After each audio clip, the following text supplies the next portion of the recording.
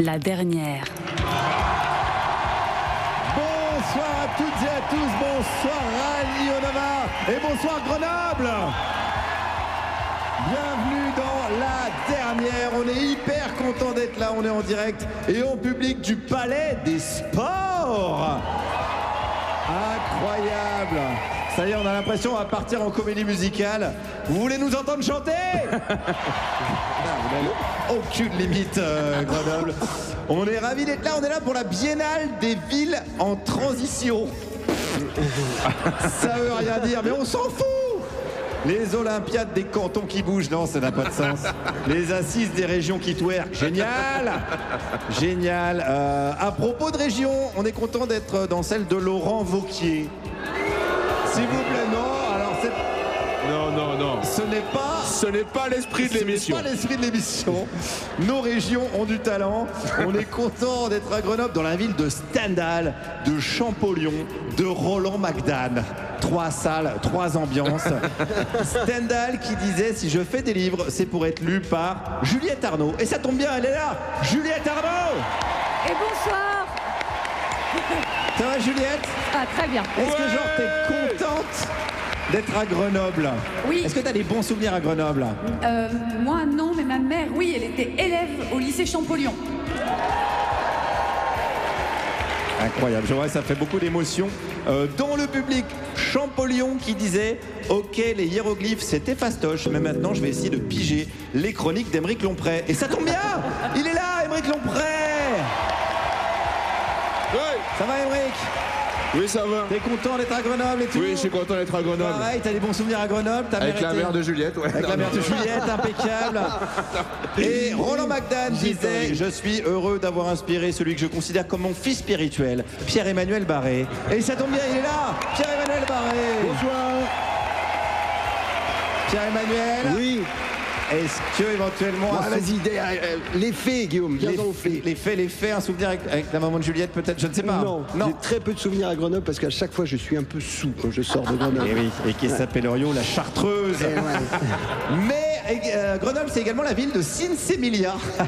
Et ça tombe bien car nous rejoindrons pendant l'émission pour lutter contre Babylone. Babylone. Burn, bien évidemment. Thomas VDB, Douli, Laëlia Véron seront avec nous. Allez, on commence tout de suite avec notre analyse de l'actu. On est chaud comme la justice qui a condamné le maire de Grenoble, Éric Piolle, à 8 000 € d'amende avec sursis pour favoritisme. Putain, 8 000 € d'amende avec sursis. Putain, mais c'est même en magouille, on est nul à gauche. Allez, la revue de presse. Oui, c'est moi qui commence. Oui. Et je fais du local aujourd'hui pour me faire bien voir du public. Et j'ai une info. Mais comment il va faire pour sa chronique, Guillaume? La mairie de Grenoble a interdit la consommation de protoxyde d'azote ou gaz hilarant sur la voie publique. Mais comment il va faire pour sa chronique, Guillaume? Eh ben, comme d'habitude, puisqu'on n'est pas sur la voie publique. Donc vous trouverez sous vos sièges un masque à gaz. Mettez-le sur votre visage pendant le jingle. Merci. Moi j'ai une info. Le PSG est qualifié pour la finale de la Ligue des Champions.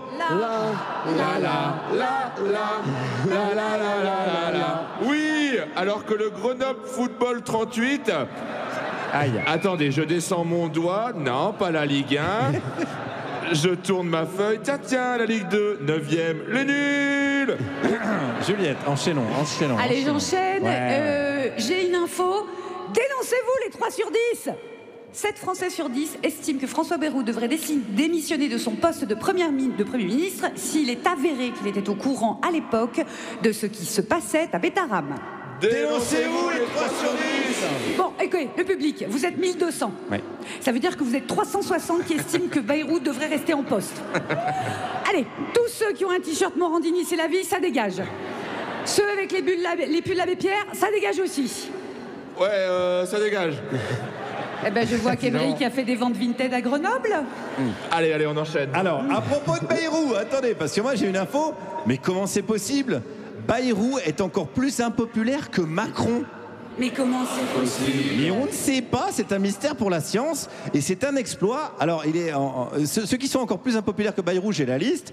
On trouve dans l'ordre Dark Vador, Jonathan Daval, Nicolas Bedos, le mec qui a bossé sur l'application SNCF Connect, qu'on déteste, et les gens qui disent Coluche, il sera en prison aujourd'hui, ça c'est sûr. Hein, c'est sûr. Moi j'ai toujours du local, avec une info, ça va être grossophobe. Un séisme de magnitude 3,4 a été ressenti à Grenoble le jour de l'arrivée d'Emeric. Ça va être grossophobe, probablement. Alors là, c'est bien mal me connaître. J'ai une formation scientifique et la tectonique des plaques, c'est ma passion. Évidemment que ce n'est pas la faute d'Emeric. J'ai calculé, pour un séisme de 3,4, il faudrait qu'Emeric saute sur place. Et il ne peut pas. Alors attendez, j'ai une autre information. Bravo Lolo, on t'aime. Laurent Wauquiez coupe toutes les aides de la région à l'université Lyon 2 en raison, je cite, des dérives islamo-gauchistes. Bravo Lolo, on t'aime. J'en vois qui joue pas le jeu. Attention, c'est pas... Non, on a dit... Non. On a dit la consigne, c'est dommage. C'est dommage. C'est pas l'esprit, c'est pas l'esprit. C'est pas l'esprit. Non, j'ai calculé avec le prix de ses repas, une remontée gastrique de Lolo, ça équivaut à 10 ans de scolarité à Lyon 2. Vous saviez ça? Emeric. Oui, moi j'ai une info. Tiens, intéressant.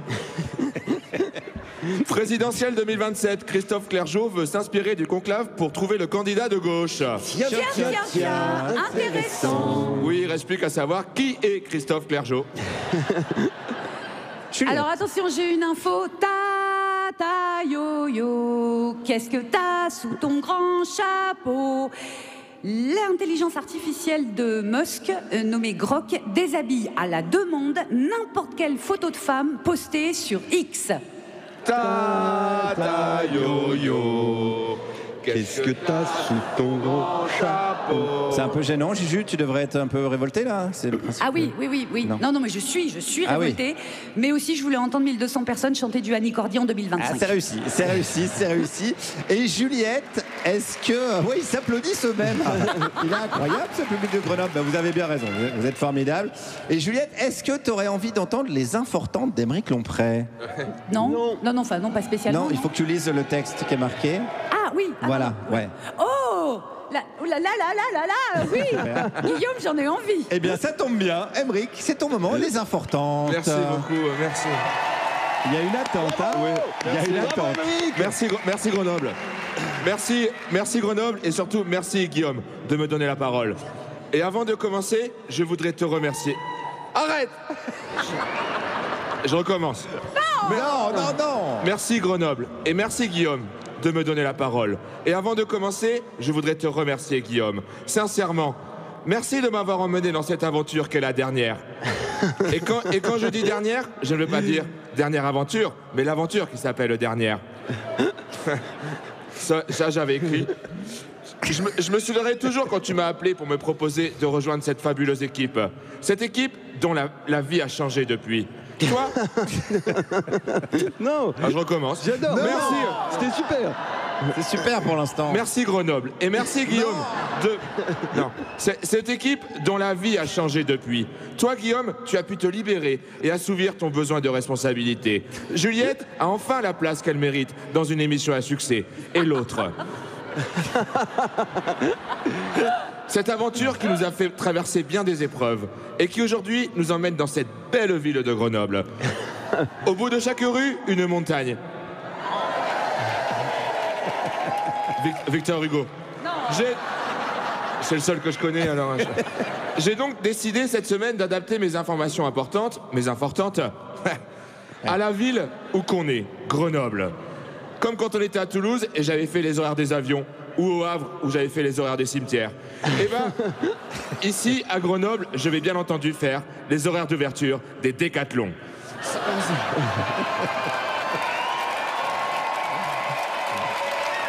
Installez-vous bien. Ça prend.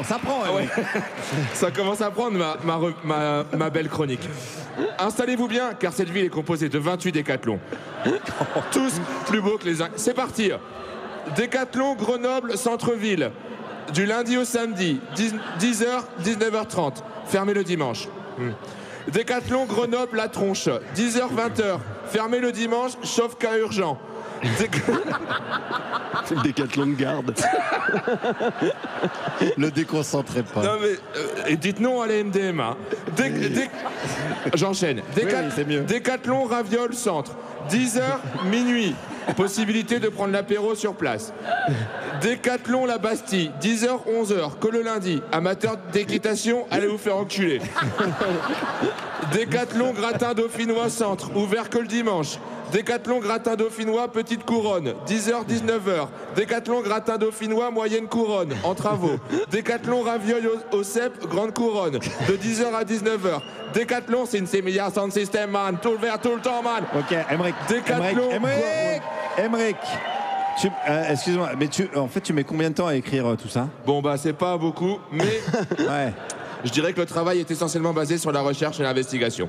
Par exemple, pour celle-ci, je me suis rendu dans chaque office du tour. Ah là là là là. Qu'est-ce qui se- Ah là là. Qu'est-ce qui se passe? Eh ben, c'est la pub. Mais non. Aïe, aïe, aïe. Vous êtes bien sur Radio Nova, la dernière, avec Juliette Arnaud, Emmerich Lomprey, Pierre-Emmanuel Barré. Il est 18h15 sur Radio Nova et c'est le moment d'accueillir notre invité du jour, qui est également le régional de l'étape, puisqu'il enseigne à l'université de Grenoble. Richard, mon voisin, est avec nous. Bonjour. Merci Richard. Eh ben, je t'en prie. Ça va bien? Mais ça va et toi? Bienvenue chez toi. Ouais, moi ça va bien, écoute. On va parler avec toi de science. On va parler de méthode scientifique, on va parler d'esprit critique. T'es prof à l'université, je l'ai dit, t'es docteur en didactique des sciences. Alors dit comme ça, bah, nous on saigne un petit peu du nez, hein, forcément. Qu'est-ce que ça veut dire exactement? Est-ce que c'est pour épater la galerie ou ça a vraiment un sens? Il y a un peu de ça. Non, c'est pour... le mot désigne, en gros, tous les processus de transmission de connaissances en science, les questions de méthodologie, comment une science se fabrique, comment elle se crée, comment elle se valide, quels sont les critères internes et externes qui lui permettent d'arriver à un statut qui dépasse le simple avis et le simple propos de comptoir. Le simple instinct. Le simple instinct ou le bon sens. Qu'est-ce qui t'a amené à faire ça? Est-ce que tu as toujours été très, comme on dit, cartésien? Non, j'avais retrouvé un vieux carnet dans lequel j'avais écrit que je voulais regarder Dieu dans les yeux et que j'avais l'impression qu'il écrivait des équations. Alors je m'étais dit, bon, je vais faire des sciences, comme ça je comprendrai les équations. Et C'était pris par les bilan. J'ai pas trouvé Dieu. T'as pas trouvé Dieu? Pas encore. Est-ce que tu avais des origines sociales ou économiques qui étaient favorables à l'idée que tu deviennes scientifique? Pas vraiment, non. Non, je viens plutôt d'un milieu populaire et j'avais la chance de lire des livres et de lire des livres vite et voilà, j'ai fouillé un peu dans toutes les directions. Je suis parti un peu dans le mysticisme vers les 15-16 ans, là, j'ai essayé des trucs un peu bizarres. Ah, Oui, la drogue, ça s'appelle l'adolescence. Hein. Emmerich y est encore, donc il va comme quoi, ouais. Donc oui, t'as quand même eu un petit virage mystique, et puis après t'es un petit peu revenu. J'aime bien toujours citer les thèses. Donc ta thèse, c'est pour une didactique de l'esprit critique, zététique et utilisation des interstices pseudo-scientifiques dans les médias. Ah donc là, ça nous intéresse puisque nous sommes dans les médias. Et oui, ça ne vous a pas échappé. Déjà, le terme zététique, qu'est-ce qu'il veut dire exactement et pourquoi aujourd'hui j'ai cru comprendre que tu t'en défendais un petit peu? C'est une histoire un peu longue, la zététique. Déjà, c'est une histoire qui démarre au temps farouche, on va dire. Il y a eu une école grecque sceptique ancienne qui revendiquait le mot. Zététique, ça veut dire en grec qui examine, qui cherche, qui perd sa raison des choses. Et c'était une époque où on défendait une espèce de scepticisme radical. On pensait qu'on pouvait rien asseoir sur rien, on pouvait rien être sûr, on pouvait absolument pas arrêter quelque chose de précis sur le monde. Fallait douter de tout. Fallait douter de tout, tout le temps, en permanence, même de vous, de moi, des arbres en face de nous, etc. Ouais. C'est évidemment pas ça que je revendique moi. Au cours des âges, le mot a survécu, mais dans des milieux un peu empoulés, un peu élitistes, on va dire. Et puis à l'origine du renouveau, on va dire que c'est les années 70, où alors que d'habitude, quand des gens ont des prétentions extraordinaires, ça restait un peu confiné dans le cadre d'un village ou du giron familial. D'un seul coup, l'arrivée des postes de télévision dans les foyers a donné une démesure absolue à à certains prédicateurs, à certaines personnes qui prétendaient des choses extraordinaires. Je pense par exemple à Uri Geller qui tordait des cuillères devant tout le monde et qui faisait croire à tout le monde qu'on pouvait tordre le métal par le pouvoir de l'esprit. Donc c'est en réaction. C'est en réaction à ça. À ces gens-là, à des charlatans, on va dire, si on veut spoiler un petit peu la fin de l'histoire, ou des gens qui prétendaient avoir. Pour le cas d'Uri Geller, on pourrait parler de charlatan effectivement, et il l'a avoué lui-même. Mais je me défends de ce mot-là parce qu'en fait, des charlatans, j'ai dû rencontrer des gens praticiens de trucs étranges. J'ai dû rencontrer 700 ou 800, et des charlatans, j'en ai vu 2. C'est-à-dire des gens qui savaient sciemment que ce qu'ils faisaient c'était de l'escroquerie. Les autres sont des gens sincèrement convaincus de ce qu'ils racontent. Alors je reviens juste à la zététique moderne. Donc des pédagogues se sont dit tiens c'est bizarre, des gens qui ont des compétences scientifiques qui devraient être suffisantes normalement pour pas tomber dans des adhésions un peu rapides à des thèses extraordinaires, pourtant ils vont quoi. Pourquoi ils vont-ils, et est-ce qu'on peut essayer de prémunir, est-ce qu'on peut essayer de construire une sorte d'autodéfense intellectuelle là-dessus? Et donc il y a un professeur à l'université de Nice qui avait monté un enseignement qui s'appelait zététique, qui a repris le mot, et c'est de ça dont je me suis inspiré. Alors je m'en défends maintenant parce que pourquoi aujourd'hui l'explosion de YouTube a fait que beaucoup de gens ont revendiqué le terme. Et ce terme a pris une couleur que je trouve assez condescendante, assez rude, très cognitiviste, c'est-à-dire très centrée sur les individus, à prendre en défaut les gens. Si tu crois en quelque chose de stupide, c'est que forcément tu as un biais cognitif qui fait ceci, qui fait cela, en faisant fi de beaucoup de raisons qui sont souvent psycho-affectives, psychosociales, et qui peuvent expliquer les choses et qui peuvent parfois même justifier qu'on adhère à quelque chose de bizarre. Parce que ça nous fait du bien, ça nous soutient, ça nous apporte du réconfort, ça donne du sens à la vie. Et donc cette lecture très rationaliste, on va dire, réduite, elle m'agace fortement. Et puis il y a un ton, une couleur que ça a pris dans le YouTube game que j'aime pas, une façon de faire à la Twitter un peu violente, en clash, et puis très arrogante intellectuellement, ça m'agace. Juliette, quelque chose qui contiendrait une forme de mépris de classe. Il y a un peu de ça, je pense, un peu de mépris de classe. C'est-à-dire des sachants par rapport aux soi-disant ignorants. T'as l'impression d'avoir une fois que tu as ta boîte à outils, tu as une quinzaine d'outils, tu as l'impression d'être devenu invulnérable, d'être un peu le chevalier blanc de la connaissance, et tu peux venir faire la leçon aux autres assez rapidement. Ça a servi d'outil de domination. Et ça écrase. C'est pour ça que tu t'en défends. J'aime pas trop. De toute façon, jamais personne n'a jamais changé d'avis en se faisant prendre pour un con. Donc, on n'aime pas ça. Non, on n'aime pas trop ça. Après, nous, il se trouve qu'on a toujours raison, donc ça ne nous concerne pas vraiment, mais j'imagine, oui, pour d'autres personnes. Juste une dernière petite question avant la petite pause musicale. Tu as travaillé avec quelqu'un qui est à l'origine un peu du mouvement zététique, en France en tout cas, qui s'appelle Henri Brock, qui avait fait quelque chose d'assez intéressant il y a quelques années. Il avait mis 1 million de francs sur la table, à l'époque c'était en francs, et il avait dit, en gros, venez avec un don, et si on ne sait pas l'expliquer par la science, si on ne sait pas expliquer le phénomène que vous nous présentez, vous repartez avec le 1 million de francs. Je crois qu'au début c'était 500 000 francs, après c'est devenu 1 million, etc. Est-ce qu'il est toujours sur la table, ce paquet de pognon en gros? Alors non, ce paquet de pognon, le prix défi, ça s'appelait le prix défi, ça s'est arrêté en 2012 ou 2013 je crois. On nous a proposé de le reprendre d'ailleurs, moi j'étais pas d'accord avec ça. Parce qu'avec l'élection de Hollande. Déjà, c'était pas une invention d'Henri Brock parce que ce prix existe, un prix tel que celui-ci existe depuis, je crois que le premier prix de ce genre-là, c'est 5000 francs qu'avait mis sur la table Gustave Le Bon en 1905. Donc tu vois. Ça date d'avant. Puis il y a eu des Indiens, Covor, des gens comme ça qui ont mis des roupies. Et j'aime pas trop ce prix parce que ça fait venir des gens qui sont un peu vénaux, quoi, et tu te retrouves à devoir gérer aussi bien l'affirmation extraordinaire que tu dois tester, et en plus leur appât du gain, quoi. Moi je préfère bosser avec des gens qui viennent spontanément essayer de tester ce qu'ils racontent, quoi. Et quand ils viennent te voir, donc tu as des gens qui viennent te voir en disant je crois que j'ai un don, je crois que j'ai quelque chose, et que tu leur démontres finalement avec la science que c'est pas un don mais ça s'explique très très bien. Est-ce qu'il y a de la déception chez eux? C'est rude. Mais déjà quand ils viennent, moi j'ouvre la porte, c'est-à-dire que mon rêve serait de mettre la main sur un phénomène étrange, tu vois, paranormal, qu'on n'a pas encore bien compris ou qu'on n'a pas cerné.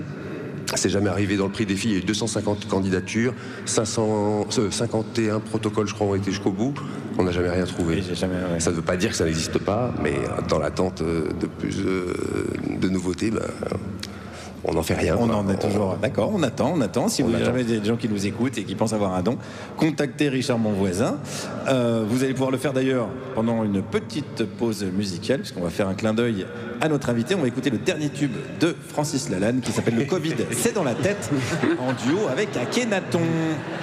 Non? Ah, on me dit que non. Guillaume, tu es taquin, c'en est maladif.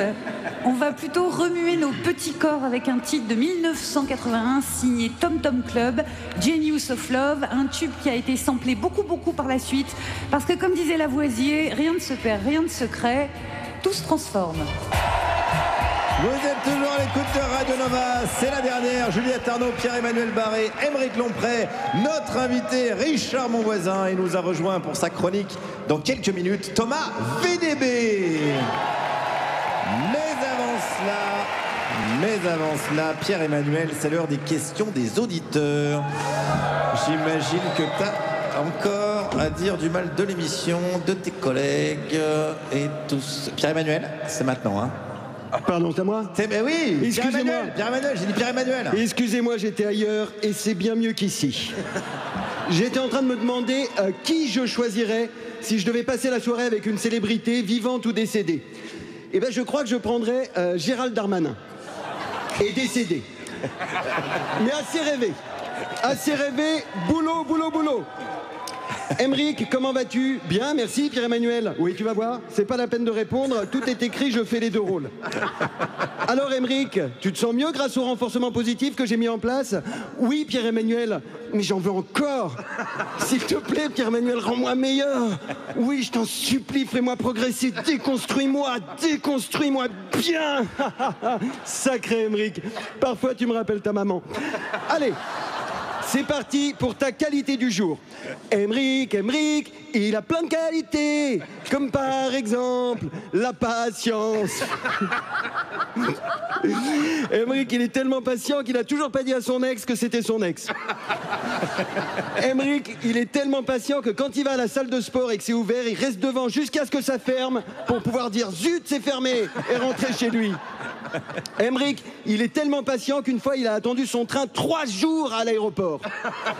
Allez, on passe aux questions des auditeurs. Et cette semaine, c'est Sylvain qui nous écrit de Saint-Roustan. Vous connaissez? Bah oui, c'est fou ça. Saint-Roustan, une ville qui bouge, selon l'Office du tourisme. Et aujourd'hui, je vous propose une petite revue de presse de la semaine dans la Gazette de Saint-Roustan, le quotidien local. Lundi 5 mai, Nathalie Frigolin, la jeune joggeuse portée disparue depuis 8 jours, a été retrouvée à demi dévêtue sur les berges de la Roustinière. Ben quoi, on peut plus bronzer topless tranquille sans se faire emmerder, a-t-elle déclaré à l'équipe de recherche. Tout est bien qui finit bien. Mardi 6 mai, l'escape game, le labyrinthe infernal, situé dans la zone commerciale de la Cratouille, et présenté par son créateur comme le plus difficile du monde, n'a pas volé sa réputation, puisqu'une semaine seulement après son ouverture, on dénombre déjà 17 aventuriers morts de soif. Sous la menace d'une fermeture administrative, Frédéric Goliot, le propriétaire du labyrinthe infernal, s'est engagé à créer, dès que possible, une sortie au labyrinthe infernal. Mercredi 7 mai, le voile est enfin levé sur le mystère des petits morceaux de pain disposés dans les urinoirs de l'école Nadine Razillac. C'est Mathis, apprenti lecteur en CP et très admiratif des soldats du feu qui avaient cherché sur les ordinateurs du CDI la démarche à suivre pour devenir soupeur-pompier. Bon appétit Mathis. Jeudi 8 mai, les travaux destinés à introduire 4 virages à 90 degrés et un double looping sur la voie rapide Constantin-Maurice sont terminés.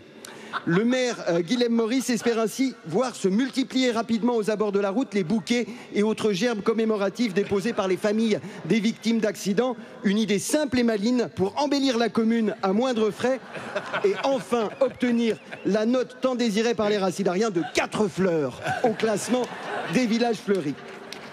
Vendredi, merci pour Guilhem Maurice. Vendredi 9 mai, Saint-Roustan n'existe pas et n'a donc pas connu la guerre, mais cela n'empêche pas la commune de commémorer chaque année par solidarité l'armistice de 1945. Hier, au son de la fanfare municipale, les racilariens ont, comme tous les 8 mai, rendu hommage place Hippolyte de Guémené aux héros de la Seconde Guerre mondiale. Une semaine bien animée donc à Saint-Roustan. Et revenons à Sylvain qui nous dit bonjour. J'ai assisté jeudi à l'hommage aux héros de la Seconde Guerre mondiale. Les costumes de soldats allemands du maire et de conseillers municipaux étaient magnifiques. Félicitations aux organisateurs. Merci pour eux Sylvain. Et bravo aux petites mains. Quant à moi, je reviens la semaine prochaine. D'ici là, si vous avez des questions, posez-les à vos proches. Et si vous n'avez pas de proches, posez-vous des questions. Merci Pierre-Emmanuel Barré pour ce Guillaume de Saint-Roustan. Très belle bourgade. Pas encore jumelé malheureusement avec Grenoble, une ville qui bouge également. Nous sommes toujours avec Richard, mon voisin, notre ami universitaire scientifique. Richard, tu es également l'auteur d'un super podcast sur France Culture qui s'appelle Déjouer les manipulations, où tu parles de biais cognitifs. Qu'est-ce que c'est un biais cognitif ? Un biais cognitif, c'est une tendance qu'a notre cerveau à emprunter un chemin de préférence dans une certaine direction. Et ça s'avère être une tendance qui peut se révéler néfaste ou bonne selon les circonstances. Et généralement, quand on appelle ça biais, c'est qu'on s'est fait piéger par cette tendance-là. Ouais. Tu vois. Et par exemple, on va en citer quelques-uns. Il y a le biais du survivant. Alors, il est pas mal utilisé par les gens de droite. Les gens de droite dans la salle, écoutez. Bon, pas la majorité, mais... Une illustration facile du biais du survivant, c'est l'argument... tu sais, les gamins des rues de Marseille peuvent bien s'en sortir s'ils se donnent les moyens. Regarde bien Zinedine Zidane. Ouais. Voilà. En gros, on évite complètement l'analyse statistique de tous les gamins qui ont essayé de s'en sortir et qui n'ont pas réussi. Et qui sont extrêmement nombreux, tu vois. Enfin, c'est le même biais que la Française des Jeux quand elle te disait 100% des gagnants auront tenté leur chance, si tu veux, sans te rappeler que 100% des perdants aussi, ils étaient vachement plus nombreux. Ouais. Et ça existe les biais de gauche ? Oui, le biais du décédé. C'est des billets de 1 euro. Elle était mieux, bravo. 1 0 pour moi. Il y a aussi les billets de 1,50 €. On l'avait au début. Mais comme elle est bien, je la redis. Ouais. Mais peut-être hors antenne. Oui. Richard ? Oui. Un biais, Oui, il y a aussi 2 € qu'on a envie de me dire. On me dira, Aymeric, pourquoi il n'y a pas des billets de 3 € je dirais. Si tu étais invité dans l'émission, par exemple. Mais c'est pas le cas, parce que c'est Richard, mon voisin, je le rappelle. Oui, c'est vrai. C'est vrai, est-ce qu'il y a des biais qui nous inclinent à être plus collectifs, par exemple ? Je pense pas qu'on puisse dire ça. Non, non, c'est plutôt des choses qui sont héritées des âges anciens, si tu veux. C'est des tropismes mentaux qui nous viennent plutôt de périodes où il s'agissait de survivre vite, de s'échapper rapidement. Quand il y avait quelque chose qui nous semblait un peu étrange, on qualifiait ça de étranger, catégorie étranger, on fuyait. C'est ça qui nous a permis de survivre dans un contexte hostile. Mais est-ce qu'on peut dire, par exemple, la xénophobie, c'est un des restes de ces biais qu'on avait et qu'on a encore ? C'est assez probable, ouais. En fait, on est xénophobe, ouais. On est un peu anxieux de la nouveauté, des gens bizarres, des gens différents qui ne ressemblent pas à ce qu'on a vu jusque-là. Et on a tendance à fuir. Mais par contre, ça se rééduque très rapidement. Et la culture supplée largement à ces biais-là. Oui, pas partout, puisque je vous rappelle qu'on est dans la région de Laurent Wauquiez. Mais un peu de rééducation à faire. T'es un petit peu critique sur les biais cognitifs, pas sur les biais cognitifs, mais sur l'usage qu'on en fait aujourd'hui. C'est-à-dire tout réduire à des biais cognitifs, tout réduire au fonctionnement de notre cerveau, c'est ça ? Oui, puis je l'ai fait moi aussi, il y a une quinzaine d'années à peu près. Je me rappelle avoir déclaré plusieurs fois que de jouer au loto, par exemple, c'était vraiment une bêtise, quoi. C'était l'impôt du pauvre un peu stupide qui connaît pas les statistiques et qui va plonger là-dedans. Et depuis que tu as gagné Et non, mais en fait, depuis que j'ai eu un peu de sociologie, de comment ça marche, la sociologie des riches et des pauvres, je vois bien que l'ascenseur social étant largement en panne et difficilement réparable, je vois pas trop d'autres solutions à part jouer au loto pour beaucoup de gens. Oui, finalement, le choix est pas stupide, quoi. Ouais. Ce qui fait que, à première approximation, on a l'impression que c'est une bêtise. Et en fait, en deuxième, en prenant une focale plus large, on se rend compte que ça fait sens. Donc, littéralement, ça pourrait être une pub pour la Française des Jeux. En tout cas, chacun y trouvera. Si vous voulez gagner des billets, passez par les billets. Aymeric, c'est le début. On l'a. C'est ses débuts de publicitaire, Aymeric, c'est un petit peu émouvant. Quand on parlait de la manière dont notre cerveau nous trompe, et on réfléchissait justement, ta question, Juliette, c'est pas est-ce qu'il y a un biais forcément de gauche, mais est-ce qu'il y a des biais positifs ? Il y a l'effet placebo, par exemple. Est-ce que c'est une tromperie de notre cerveau qui peut être considérée comme positive, puisqu'on peut éventuellement avoir un gain dans la guérison avec un médicament qui n'a pas d'effet thérapeutique. C'est vrai, c'est un sujet que je bosse comme un fou, là, donc j'ai plein de choses à dire là-dessus. Je vais essayer d'être succinct, mais l'effet placebo, alors, il faut savoir que ça peut être négatif aussi, c'est-à-dire qu'on peut se prendre un effet nocebo, un effet négatif quand on prend un médicament qui nous plaît pas, qui n'a pas la bonne couleur, genre on donne un suppositoire vert par un médecin qui a une mauvaise haleine et qui t'a pris entre deux portes. C'est vrai, tu vas avoir tendance à moins valider comme efficace le soin que tu viens de recevoir. Et est-ce que c'est possible de se suicider avec de l'homéopathie, par exemple, si on y croit ? Non, mais par contre... Si tu rentres dans le pot... Si tu commences un organe dans le pot, effectivement. Là, c'est visuel, mais oui. Comme les poulpes. Oui, on l'a. C'est vrai que c'est bon, on l'a. J'essaie de donner des indices. Oui. On voulait savoir si on pouvait se suicider à l'homéopathie. Voilà, c'est Ça m'intéresse en vrai. C'est vrai, c'est intéressant. Bah, évidemment, si tu manges 1 million de granules d'un coup, Oui, tu vas faire une indigestion sévère, quoi. Mais non, les substances qui sont dedans sont tellement hautement diluées qu'il n'y a absolument aucun impact. On sait que l'homéopathie ne dépasse pas l'effet placebo, qui n'est pas un effet nul, tu vois, c'est un effet intéressant. Mais est-ce que tu peux du coup rappeler ce que c'est l'effet placebo? Parce qu'il y a peut-être des gens qui nous écoutent et qui connaissent Pour pas. faire simple, d'ailleurs, on parle plutôt d'effet contextuel. C'est dans quelle mesure le contexte symbolique qui entoure la prise du soin, c'est-à-dire le vêtement du médecin qui vous soigne, sa gentillesse ou sa douceur, le temps qu'il y passe, l'argent que ça vous coûte, tous ces paramètres-là vont générer chez nous toute une banque de comportements et même de sécrétions cérébrales, des opiacés, enfin des catégories opiacées par exemple, qui vont diminuer la souffrance ressentie.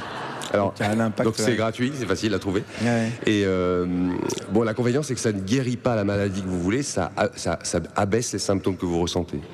Donc ça ne va pas cibler telle tumeur, tu vois, ou telle vergeture. Voilà. Ça soulage. Mais ça peut avoir un impact quand même, d'avoir un effet sur la douleur, par exemple. Ça peut permettre à des gens qui sont très malades de sortir un peu plus, de manger un peu plus, et à la fin, ça peut avoir un vrai impact. Par contre, on peut mourir d'effets nocebo. Ah oui, quand même. Il y a des gens qui, quand ils pensent être ensorcelés, par exemple, peuvent complètement dépérir. Faire une immunodépression monstrueuse. Il y a des cas extraordinaires comme ça. Ah ouais. Donc ça, c'est flippant. On peut mourir d'effets nocebo, mais on ne peut pas guérir d'effets placebo. Et c'est obligatoire de ne pas savoir que c'est un placebo ou pas? Non, maintenant, on a découvert assez récemment, d'ailleurs, il y a une équipe de camarades, Léo Druard et Nicolas Pinceau, ils ont montré que un placebo avoué comme tel, c'est-à-dire un placebo ouvert, c'est comme ça qu'on dit, marche pratiquement aussi bien qu'un placebo non avoué. Bon, c'est absolument génial. Ouais, c'est vrai, moi, c'est absolument génial. C'est fou. On va voir si la rigolade a un effet placebo. On va revenir à tout ça, évidemment, Richard. Mais il est l'heure de celui qui est un grand fan de musique, très heureux d'être à Grenoble, dans la ville de Michel Fugain, bien évidemment. Attention, mesdames et messieurs, dans un instant, ça va commencer. C'est Thomas VDB. Merci. Bonjour, pardon, excusez-moi, j'ai l'air... Vous avez peut-être vu qu'il y a 2 secondes, j'avais l'air un peu étonné comme ça. Parce qu'en fait, je repensais aux vidéos qu'on a vues cette semaine de Louis Sarkozy. Et j'en ai regardé beaucoup cette semaine. Et je me suis dit, mais on ne l'a pas vu grandir. C'est pour ça que je suis étonné, mais on ne l'a pas vu grandir. Il avait 8 ans, on a cligné des yeux, il a 58 ans, j'ai l'impression. C'est vrai, quand je vois comment c'est un adulte, j'ai l'impression d'être vieux. Mais ce qui est bien, par contre, c'est vrai que quand il se met à parler, j'ai l'impression d'être jeune. Ça, c'est bien quand même avec Louis Sarkozy. Non, mais c'est, rappelez-vous les images de lui qu'on a dans les jardins de l'Élysée. Tout gamin, on le voyait jouer, il était comme ça, il jouait, Épervier partez. Et il y a quelqu'un qui disait Épervier partez. Et il partait. Ouais, c'est génial, quoi. Et Sarko, il l'appelait Petit Louis. Il disait Petit Louis, comme le fromage à tartiner. Mais viens, Petit Louis, viens voir ici, fripouille. Et aujourd'hui, tout le monde lui tombe dessus. Eh ben c'est facile de se moquer, je trouve. C'est facile de se moquer de Louis Sarkozy. Paul de Saint-Cernin à la télé. Guillaume, j'ai vu ta chronique. Franchement, j'ai vu. Bah, excuse-moi, mais ça pue la jalousie, mon gars. Mais t'es jaloux. T'es jaloux. Je savais que t'allais dire oui, je suis jaloux. Bah oui, bah tu connais rien Napoléon. C'est tout. Bah ouais. Quel jour il est né, Napoléon? Je sais pas. Bah le 7 Thermidor. Bah ouais, tu connais rien, c'est tout. Tu connais rien, Napoléon. Mais il faut se faire à l'idée aujourd'hui, c'est ça la jeunesse, je vous le dis. C'est aussi Bardella et Louis Sarkozy. Alors nous, évidemment, on est de gauche. Donc évidemment, on est déprimés par l'avenir. Mais il faut se dire qu'il y a des gens qui placent tous leurs espoirs pour demain en Bardella et Louis Sarkozy, qui rêvent d'un monde meilleur grâce à eux. C'est leur Greta Thunberg. La simple existence de ces deux-là, il y a des gens à qui ça donne la force de se lever le matin. Alors oui, c'est un fils de... Alors oui, bien sûr, on entend beaucoup son avis sur la politique, mais ça c'est bien. Parce que je trouve qu'on a tous envie de savoir vraiment ce que pensent les enfants d'hommes politiques. Ça c'est vraiment un truc dont on est curieux. Je trouve qu'on ne l'entend pas assez. À part peut-être Bérou, qui n'a pas trop envie de savoir ce que pense sa fille. Mais je trouve... Ben oui. Oui, c'est un fils de... Oui, il est comme Mathieu Chédid. Oui, Louis Sarkozy, c'est un peu le M des éditorialistes de droite. Mais est-ce que Mathieu Chédid, on va encore l'emmerder avec son père? Qu'est-ce qu'il nous dit que Louis Chédid, il n'a rien à voir dans l'affaire Clearstream? Oui, parce que cette semaine, j'ai vu le film de Mediapart, personne n'y comprend rien sur Sarkozy. Alors, tout à l'heure, moi, il y a un truc que j'aime pas, c'est avoir un avis catégorique sur les choses. Là, faut reconnaître que vraiment, nombreux sont les faisceaux d'indices. Hein, c'est vrai que quand tu vois que Louis Sarkozy, il a la conviction profonde que son père est innocent, tu te dis, bon, ouais, il n'a pas vu le film. Hein. C'est d'ailleurs le conseil que j'ai à lui donner, c'est de ne pas le regarder, ça pourrait entacher l'image du père, je pense. Parce que comme il dit, vous savez, c'est dur de voir, il le dit, j'ai vu, il dit ça à la télé, il dit, vous savez, c'est dur de voir son papa qui est mis en cause dans plusieurs histoires. Son papa, il dit mon papa. Et qui était là, il dit mon papa. J'ai eu l'impression d'entendre le mot pour la première fois, mon papa. Je dis, mais c'est Sarko, c'est fou, imagine, t'es blotti contre ton papa, t'es un papa, tu lèves la tête, et c'est Nicolas Sarkozy, quand même. C'est un papa. Bah oui. Oui, il a eu une enfance dorée. Oui, quand il jouait aux petits Indiens dans son jardin, c'était dans la tente de Kadhafi. Oui, ses premiers souvenirs, c'était de jouer à Dada sur mon bidet sur les genoux de Ziad Takedine. Et alors, c'est horrible d'être toujours comparé à son père. Déjà, quand il avait 7 ans, on lui disait « Oh, tu fais déjà la taille de papa ?» Ouais, on compare toujours. Ben oui, toujours. Quand ton père, est-ce que c'est normal quand ton père il a des pépins avec la justice d'être toujours ramené aux erreurs de ton père? Que ton père soit Nicolas Sarkozy ou Michel Fourniret? C'est pas normal. Pour les enfants, c'est une charge terrible. Moi j'ai vu une vidéo en plus où je vois, il dit comme ça, il dit vous savez, moi je suis de droite. Profondément. Et il rajoute profondément à la fin de sa phrase. Il a peur qu'on ne le croit pas. On te croit, petit Louis. On te croit. On s'en était bien douté. Non, mais c'est un bosseur. Il a fait une école militaire. Alors nous, on est là tous à le tailler. Mais si un jour on est en guerre, on fera moins les malins. Parce que si ça se trouve, Louis Sarkozy, ce sera le chef de notre escadron. Et il gérera hyper bien.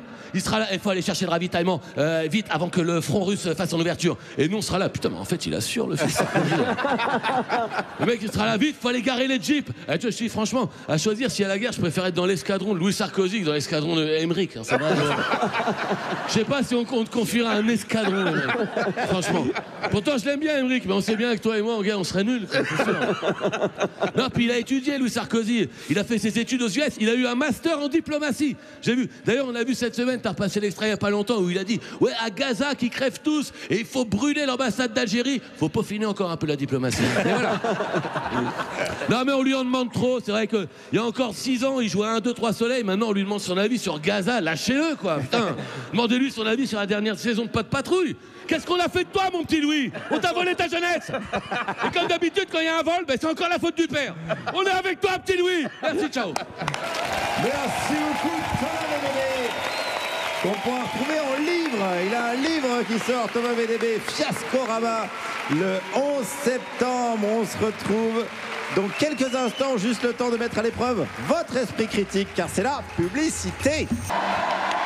Vous êtes toujours sur Radio Nova, la dernière, Juliette Arnaud, Aymeric Lompré, Pierre-Emmanuel Barré, en direct du Palais des Sports de Grenoble. Vous êtes là, Grenoble ?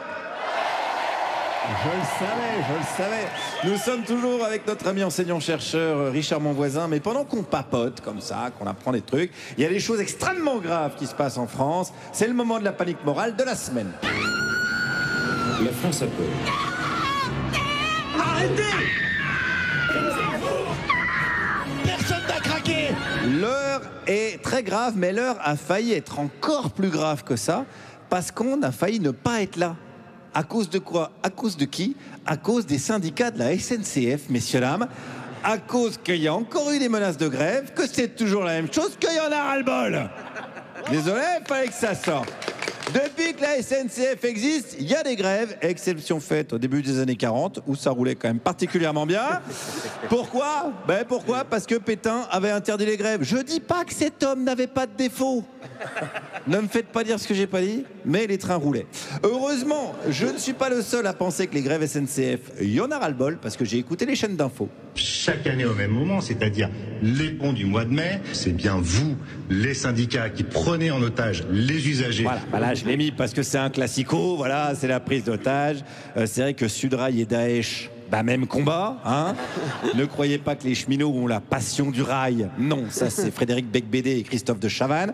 Non, le rêve des cheminots, c'est un califat, on le sait très bien, c'est les trains voilés, avec 0 wagon-bar, mais un wagon à la Wagbar, parce qu'il faut bien rigoler aussi, Grenoble. Mais rentrons dans les détails techniques, les conséquences d'une grève. Moi, je me suis toujours demandé ce qu'étaient les conséquences vitales de ces grèves. Parce qu'en effet, il y a des gens qui vont pas aller au ski. Oh, les méchants bourgeois, salauds, bien fait pour eux. En revanche, il y a plein de gens qui vont perdre la vie. Ça va être un arrêt cardiaque. Parce qu'il y aura des bouchons en plus qui ne pourront pas, dans l'ambulance, aller à temps à l'hôpital, etc. Attendez, taisez-vous. Quand je dis plein, je peux pas vous le dire à l'unité près. Voilà, on peut pas dire à l'unité près. parce qu'on n'en sait rien en fait, mais on peut dire, moi j'ai calculé beaucoup. Voilà, le chiffre que j'ai exact beaucoup, des arrêts cardiaques, des gens percutés par un panneau dans une manif, des gens qui s'étouffent avec des merguez, plein de morts collatérales. Les grèves tuent. Essayons d'en savoir un peu plus. On a ce chiffre? Oui. On sait qu'il y a une hausse de la mortalité significative le jour de grève. On va le rechercher. On va le rechercher. Voilà, on va le rechercher. Alors, j'ai regardé l'émission en entier. Bon, ils l'ont pas trouvé. Ils l'ont pas trouvé, mais certainement parce que les gars chargés des statistiques à RMC devaient être en grève également. Voilà, ça on le sait. C'est un complot à l'échelle nationale. Mais si on veut être précis sur les chiffres, attention les amis, on a Charles Consigny, toujours sur RMC, parce que lui, il connaît la réalité des cheminots. On part à la retraite vers 35 ans. On a des semaines de travail d'environ 2h30. C'est sûr que c'est très difficile. Là, quand on commence à être précis sur les chiffres, là, ça rigole moins. Charles Consigny, on le sait en plus, c'est un type qui travaille énormément. Hein. C'est un gars, il peut être à RTL le matin pour dire que les fonctionnaires sont des cons, à RMC le soir pour dire que les écolos ça fait chier, paf le lendemain Europe 1 pour dire que les profs sont des feignasses. Burn-out, hein, Charlie, burn-out. Alors lui, il prône quoi ? Moi, je suis pour la méthode la plus brutale. Je pense qu'il faut faire évoluer la loi. Tu ferais quoi alors? Pour faire cesser ce chantage, je ne sais pas. Voilà, il ne sait pas parce qu'il n'a pas eu le temps de réfléchir. Il était toute la journée d'hier sur les plateaux pour dire que les féministes nous emmerdent. C'est vrai que ça prend un temps fou. Alors, il y en a un qui a le temps de réfléchir à ça, entre deux dîners à 100 000 balles. C'est le président de votre région. Eh oui, la région Auvergne-Rhône-Alpes, arrêtez, c'est vous qui l'avez élu. Vous êtes décidé, vous êtes réunis, vous avez dit qui est le plus malin de la région? C'est Laurent Wauquiez. Et lui, il a les solutions. Je suis engagé à proposer une proposition de loi permettant d'interdire qu'on puisse faire grève en France pendant les périodes de vacances et pendant les ponts, parce que là, il y a trop d'abus dans l'utilisation d'utiliser la grève. Trop d'abus dans l'utilisation d'utiliser la grève. Voilà, les termes ont été dits par Lolo Wauquiez. En attendant, la seule réponse qui vaille à ça, ou la seule question, à quand une vraie grève pour lutter, non pas contre le wokisme, mais contre le wauquiéisme? Vous êtes chaud, Grenoble? Oui, c'est un oui. Merci beaucoup. Merci beaucoup, Guillaume Meurice. Mais je vous en prie. Il est 18h54, on est toujours sur Radio Nova avec Richard, mon voisin, enseignant-chercheur. Tout à l'heure, avant d'être coupé par tous ces humoristes, tu étais en train de nous dire qu'en fait on avait des nouvelles sur l'effet placebo et que maintenant on se rendait compte que ça fonctionnait, que le patient soit au courant qu'il prenait un médicament placebo ou pas, et que cette nouvelle était dingue. Est-ce que tu peux nous dire pourquoi? Ça veut dire qu'on n'est plus obligé de mentir aux patients. Ah oui, d'accord, c'est dingue pour vous, enfin, c'est pour les médecins, mais pour nous. D'un point de vue éthique, c'était un vrai problème, quoi, de savoir comment. D'ailleurs, le problème éthique, il y a un problème éthique absolument génial avec l'effet nocebo, je vais vous le donner. C'est que si on révèle aux gens tous les effets secondaires d'un médicament, il y a de fortes chances qu'ils génèrent des effets nocebo. On aimerait bien éviter ça. Le problème, c'est qu'on ne peut pas les dépriver de l'information complète sur ce sujet. Et donc, on ne sait pas trop comment faire pour ne pas leur donner l'info brute, tout en leur évitant quand même des conséquences qui sont assez néfastes. Il faudrait mentir. L'idéal serait de mentir par omission, tu veux dire? Pour l'instant, la meilleure option qu'on ait, c'est d'essayer de trouver une tierce personne qui ferait une espèce de triangulaire, une personne de confiance. Mettons que je prenne Thomas. Moi Thomas VDB ou Émeric Lompré. Mettons Émeric. Et yes. Émeric, il me connaît bien. Ta gueule, Thomas. Il me connaît bien. Et mon médecin lui donne tous les effets secondaires attendus de mon traitement. Mais je les prends que pour ça, moi, les médicaments. Et lui va juger si ça vaut le coup ou pas de me les donner. Mais au moins, c'est compliqué. C'est un peu compliqué à mettre en place. C'est ça le problème. N'empêche que c'est élégant, je trouve, comme façon de faire, parce que ça veut dire que le médecin, il garde pas l'information pour lui, et moi, je prends pas en pleine courge. Tous les effets ça veut dire que ça pose des problèmes de déontologie. Ouais, c'est un vrai problème. Qu'est-ce qu'on fait? Est-ce qu'on ment aux gens? Est-ce qu'on les prive d'une information complète pour faire des choix? Et alors, attends, puisque ça me fait rebondir sur une question sur le fait de mentir aux gens. C'est la question du complotisme dont on parle beaucoup aujourd'hui. Et ma question, c'est est-ce que c'est pas un bon réflexe finalement qu'ont les complotistes, ce qu'on appelle les complotistes, de d'abord douter, de remettre en cause la version officielle? Par exemple, là, ça serait les médicaments. Si on ne dit pas aux gens les effets secondaires forcément de but en blanc, est-ce qu'ils n'auraient pas un bon réflexe de se dire « je me méfie » ? Je pense que se méfier, c'est une bonne chose en soi. Le problème, c'est que dans les scénarios complotistes, les gens ont déjà adhéré à une thèse préalable qu'ils ne cherchent qu'à confirmer. Tu vois, ils raisonnent à rebours, ce qu'on appelle parfois le raisonnement panglossien, un peu type Voltaire dans son livre. Oui, on connaît. Ouais. Moi, si tu peux un peu préciser, ça me va, parce que j'ai pas la culture d'Emeric. Bah, dans le livre Candide, il a un professeur je sais plus, un précepteur de cosmo-niglologie, je sais plus comment. Voilà, c'est ça. Il s'appelle Pangloss. Ouais. Et Pangloss est toujours en train de lui tenir des arguments du style « Ah, il t'arrive cette merde-là, mais en fait, c'est parce que ça t'a permis de comprendre ça, tu vois, à rebours. En fait, les situations qui t'arrivent, elles sont toujours propices. Il y avait toujours une volonté, tu vois, à l'intérieur de ces événements pour que ça t'amène à un autre stade. » Et quand tu prends des complots, des gens qui pensent que le monde est gouverné par les juifs ou j'en sais rien, par les francs-maçons, en fait, les gens adhèrent d'abord à la thèse. Ensuite, ils vont faire ce qu'on appelle de la cueillette de cerises. Ils vont chercher les éléments qui confortent leur thèse. Et quand les éléments vont pas dans la thèse, en général, ils les évincent en trouvant un argument ad hoc. Est-ce que ça, c'est pas pour le coup un biais qu'on a un peu tous? Par exemple, dans la salle, possiblement, il y a un peu des gens de gauche. Est-ce qu'on va pas aller d'abord valider les informations qui nous vont parce que ça correspond à nos opinions? Si, on a ce problème-là. Et d'ailleurs, ça peut poser des situations un peu ambiguës où tu es amoureux d'une thèse depuis très longtemps. Et d'un seul coup, on t'apporte des faits qui font conflagrer cette thèse et tu te dis, mais est-ce que je suis la rationalité ou est-ce que je suis mon idéal, tu vois, et des fois, on se retrouve un peu... et des fois, ton idéal, c'est quelque chose qui t'a construit, c'est-à-dire que... Bah oui, tu t'identifies à ça. C'est un problème, d'ailleurs, quand on est très identifié à sa propre croyance politique, c'est très difficile de revenir dessus. Et ce d'autant plus que ça fait longtemps qu'on adhère à ça. Donc quand on est vieux gauchiste, parfois c'est dur de prendre les faits en pleine tête et de les incorporer. Ça t'est arrivé à toi de te rendre compte que... Qui avait raison à droite? Qu'est-ce que tu vas dire, Juliette? Non, ça t'est arrivé dans l'exercice de ton travail, de devoir remettre en cause sur une chose... dont tu étais certain, et puis abondance de preuves que pas, et de devoir y renoncer? Ouais, ça arrivait souvent, ouais. Le plus flagrant, je pense, c'était sur la question du nucléaire. Moi, j'étais farouchement opposé au nucléaire. Je suis toujours pas convaincu par le nucléaire, loin de là.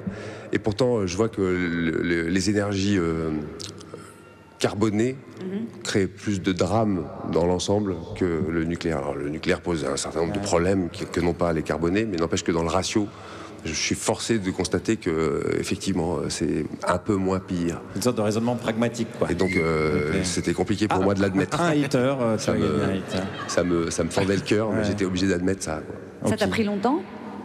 J'ai mis 1 an, peut-être, c'est pas mal, à me dire... mais 1 an pour un scientifique, c'est 10 ans pour moi. Et pour un chat, c'est 7 ans, je crois. Bon, allez. Je crois qu'il est temps de faire une pause. Merci Richard, en tout cas, pour toutes ces explications. Tu restes avec nous, évidemment. On va faire une petite pause musicale puisqu'on va écouter un titre. Alors, un titre assez étonnant, parce que c'est un titre de Didier Raoult qui s'appelle Chloroquine, c'est ma copine. Non. Ah, toujours pas. Non, mais on reste quasiment. Attention, ça va être capillotracté. Dans le domaine de la science, avec un titre intitulé Protein. Oui, comme les macromolécules biologiques présentes dans toutes les cellules vivantes. Je récite Wikipédia.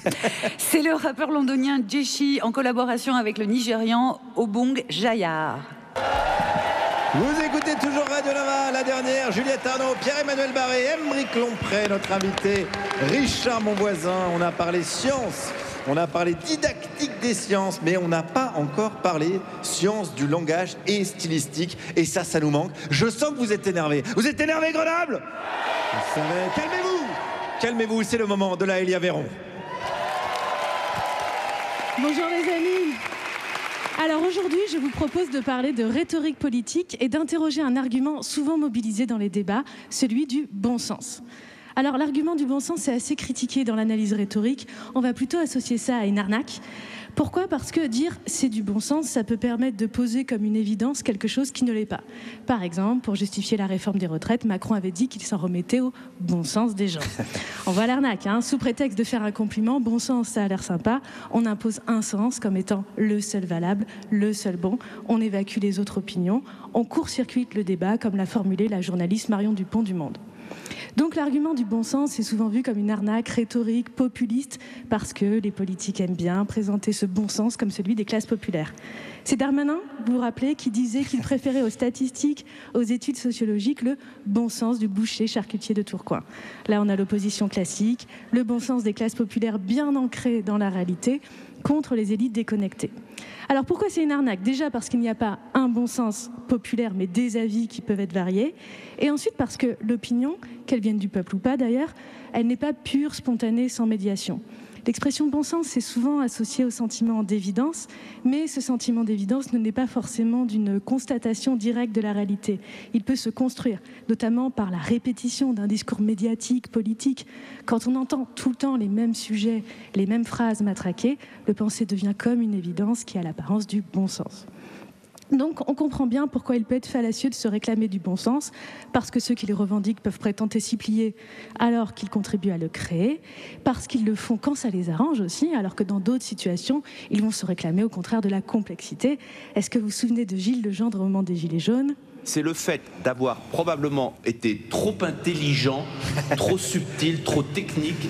Voilà. Et c'est intéressant parce qu'on comprend l'arnaque du bon sens, mais j'ai aussi un peu de mal avec les gens qui vont rejeter le bon sens en se gargarisant de la célèbre citation de Barthes, selon lequel, je le cite, « On sait que la guerre contre l'intelligence se mène toujours au nom du bon sens ». C'est un peu facile de dire que les autres sont cons avec leur bon sens et que nous, on est très intelligents. La critique du bon sens, dans ce cas-là, elle peut virer elle-même à l'opinion condescendante, assez bêtement contente de soi, dès lors qu'on oppose le bon sens à une sorte d'intelligence magique. Finalement, la critique du bon sens n'a de sens que si elle encourage la réflexion et ne sert pas seulement à délégitimer une opinion au nom d'une autre qui serait meilleure, simplement parce qu'elle est partagée par des gens plus instruits ou en tout cas plus socialement distingués. Bon, je vais terminer bien sûr avec la citation de Descartes selon laquelle le bon sens est la chose du monde la mieux partagée. Citation d'ailleurs plus ou moins ironique, certaines idées de Descartes sont contestées. Mais ce qui est sûr, c'est que pour Descartes, le bon sens en tant que sens universel commun, ça demeure un idéal. C'est l'idéal selon lequel il doit être possible de se convaincre mutuellement les uns les autres, non pas au nom de l'intelligence ou de la bêtise des uns et des autres, mais au nom d'une capacité partagée à la réflexion. C'est la raison. Allez les amis, on continue à y croire. Merci Laëlia. Laëlia Véron, messieurs, dames. Et je crois, Laëlia, que tu avais une question à poser à notre invité Richard Monvoisin. Oui, qu'est-ce que tu en penses de cette question du bon sens en science? Est-ce que c'est une illusion? Est-ce que c'est une erreur? Est-ce que ça peut être une piste à suivre? Moi, c'est une catégorie que je n'utilise pas, le bon sens. Il n'y a pas de délimitation claire, on ne sait pas trop à qui ça appartient. Est-ce que c'est collectif ou est-ce que c'est perso? Je ne suis pas trop à l'aise avec ça. Et puis il y a des fois où on se rend compte qu'en science, ce qu'on pourrait appeler l'intuition, en tout cas, elle peut se révéler fructueuse.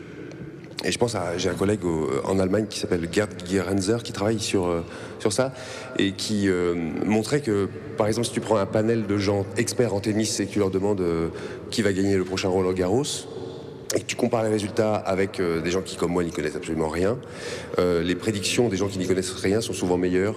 Parce que nous, on va agréger ce qu'on a entendu. Donc, tu as entendu 3 noms, Federer, machin. Et tu sors tu dis, le dernier qui a gagné, c'est qui? Ça va être peut-être lui, probablement. Et puis, c'est souvent le cas. Ouais. Alors que les experts vont se dire, lui, il est en forme, lui, il monte, non, lui, il descend, lui, tiens, ça, c'est un outsider, il va peut-être marcher. Donc, au final, la méconnaissance, parfois, amène des meilleurs résultats qu'une grosse expertise. Mais est-ce qu'il n'y a pas en science quand même quelque chose ça me rassure pour mes chroniques. C'est vrai que d'un coup tu respires. Est-ce qu'il n'y a pas en science un principe qui veut qu'on aille d'abord vers l'hypothèse la plus évidente? Donc c'est un peu l'illusion du bon sens, quoi. En fait, la vraie règle, c'est aller vers des hypothèses parcimonieuses qui mobilisent le moins de notions possible. Je te donne un exemple tout bête. Si un jour je trouve un papillon, tu vois, il est joli, je me dis, il est mignon celui-là, je vais l'appeler, je sais pas, Papillonus, mon voisinum, tu vois.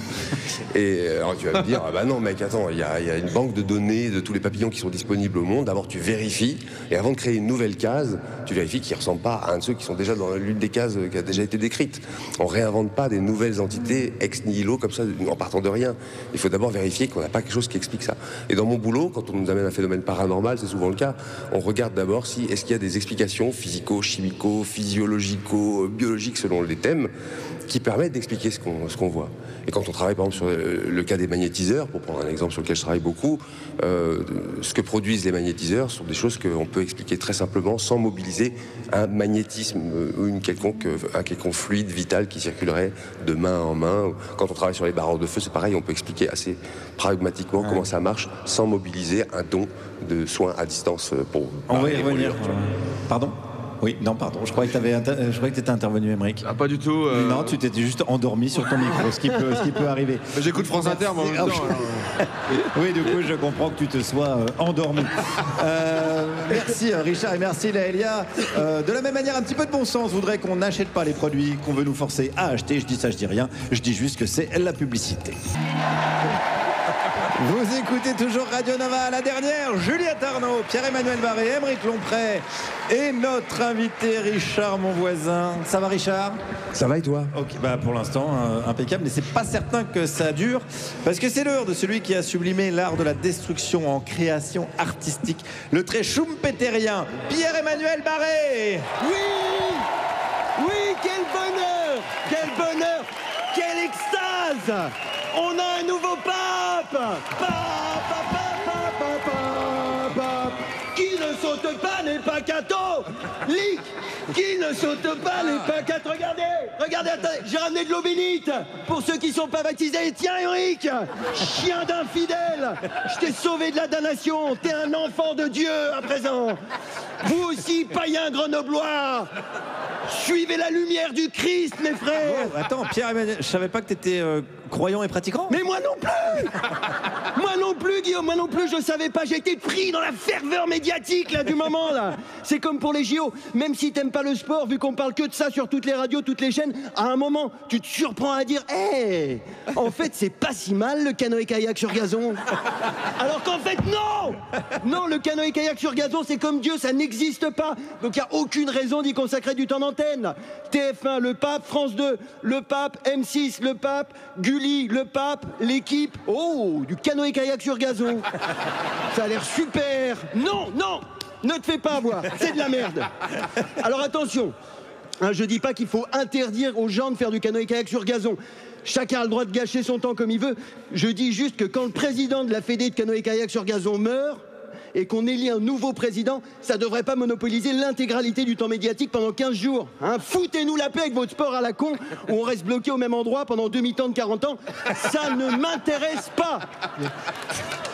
2 semaines.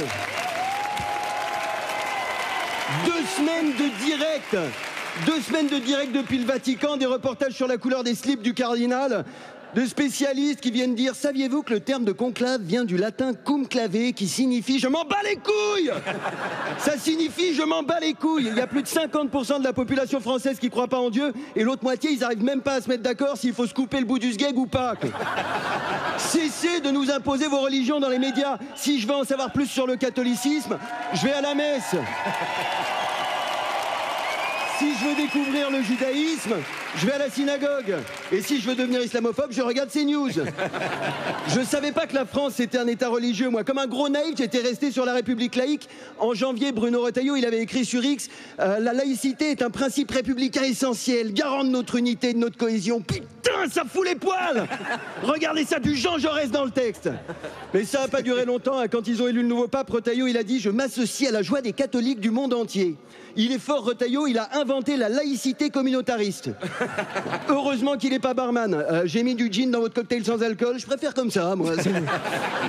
Je m'associe à la joie des catholiques du monde entier. C'est juste du langage diplomatique pour dire « Hé, les musulmans, niquez-vous bien. Je suis de l'équipe d'en face, moi, qu'est-ce qu'il y a ?» C'est pas facile pour Retailleau d'être ministre d'un pays laïque. Ça lui demande une concentration énorme. Une fois sur deux, à la fin de ses mails, il écrit « Amen » au lieu de « cordialement ». Et il commence la Marseillaise en faisant « Notre Père qui est aux cieux ». Merde. Et là, Bruno, il est bien soutenu dans sa démarche de lobbying catho par tous les médias français qui font des émissions spéciales sur le vieux mec blanc homophobe et anti-IVG qui a remplacé l'autre vieux mec blanc homophobe et anti-IVG. C'est un pape progressiste ouvert. Ouais. Et Dominique Pellico, il faisait des super gougères au chorizo. Alors, soyons vigilants, hein, parce qu'à ce rythme-là, dans pas longtemps, la devise française, ce sera liberté, égalité, mais si t'es baptisé. Merci de m'avoir écouté. Emmanuel Barré, qu'on retrouve en podcast, évidemment, partout, et on retrouve en spectacle, partout en France, en tournée au Bataclan. En décembre, nous sommes toujours avec Richard Monvoisin, enseignant-chercheur. On parle de science, on parle de croyances. Donc là, comment faire une transition entre le pape et les croyances? Non, il n'y en a pas. Si, il y en a. Il y en a, pardon. C'est toi qui devrais présenter, Émeric. Allez, chiche. Démerde-toi. Alors, Non, allez, je reprends la main, c'était déjà trop long. Non, on parlait des barreurs de feu juste avant avec Laëlia Véron, et tu as travaillé, toi, sur les barreurs de feu. Qu'est-ce que c'est un barreur de feu, et à quel moment il y a une petite astuce, voire arnaque? On peut pas parler d'arnaque, je pense, mais les barreurs de feu sont des gens qui, à distance, par téléphone, quand vous les contactez, vous font passer une brûlure que vous vous êtes fait en vous brûlant avec de l'eau bouillante, avec du café, parfois même sur des brûlures liées à la radiothérapie dans les cas de cancer.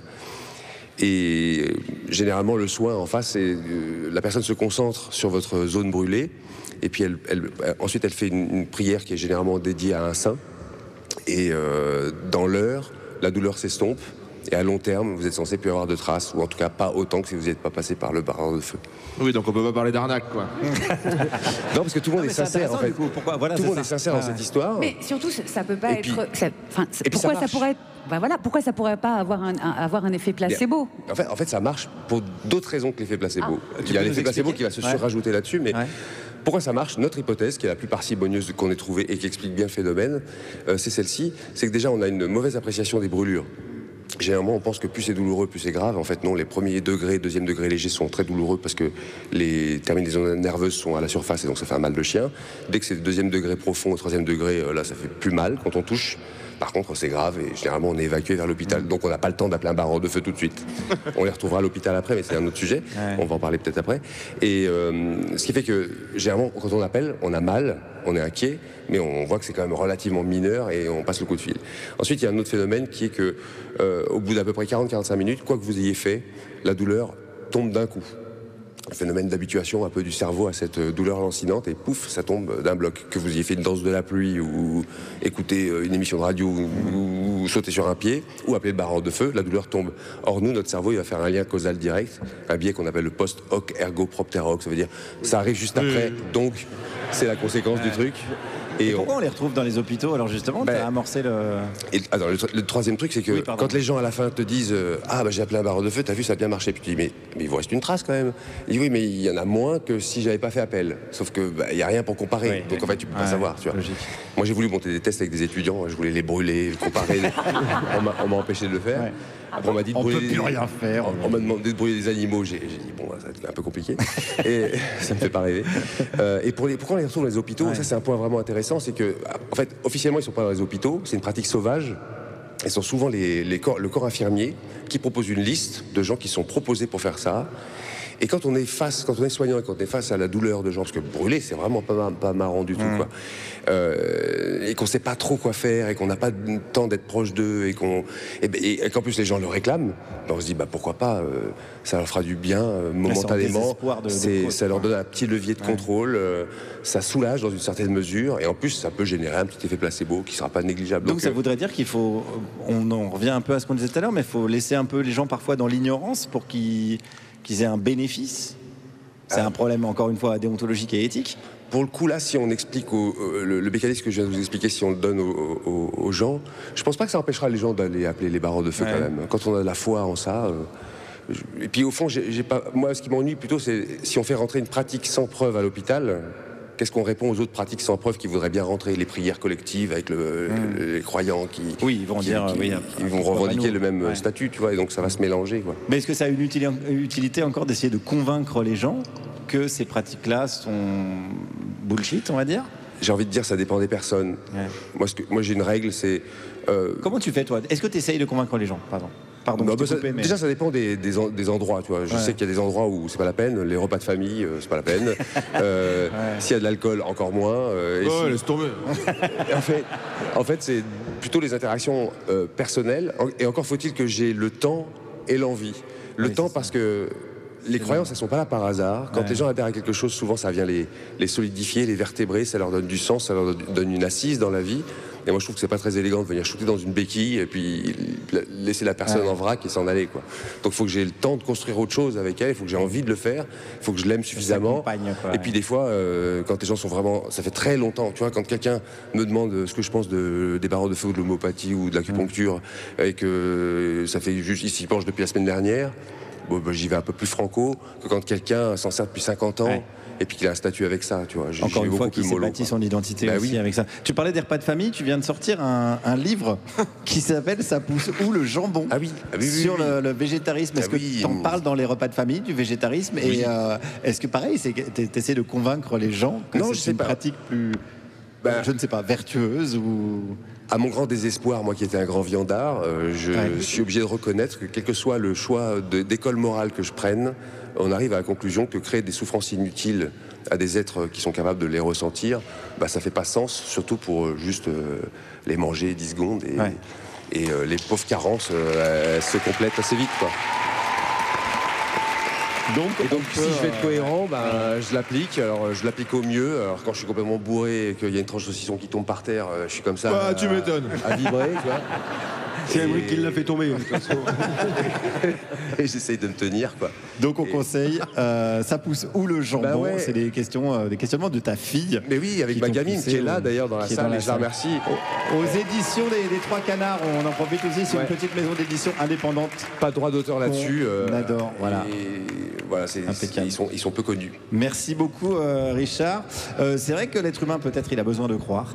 Il a besoin de récits, il a besoin de personnages. Bref, l'être humain, il a besoin de qui? Il a besoin de Juliette Arnaud et de son jingle. Et que nous fait chier à lire, toi.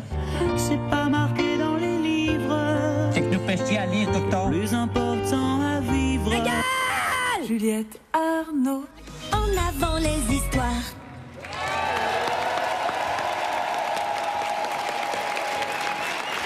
Est-ce que vous vous souvenez de 1993, l'année où est arrivée à la télévision X-Files?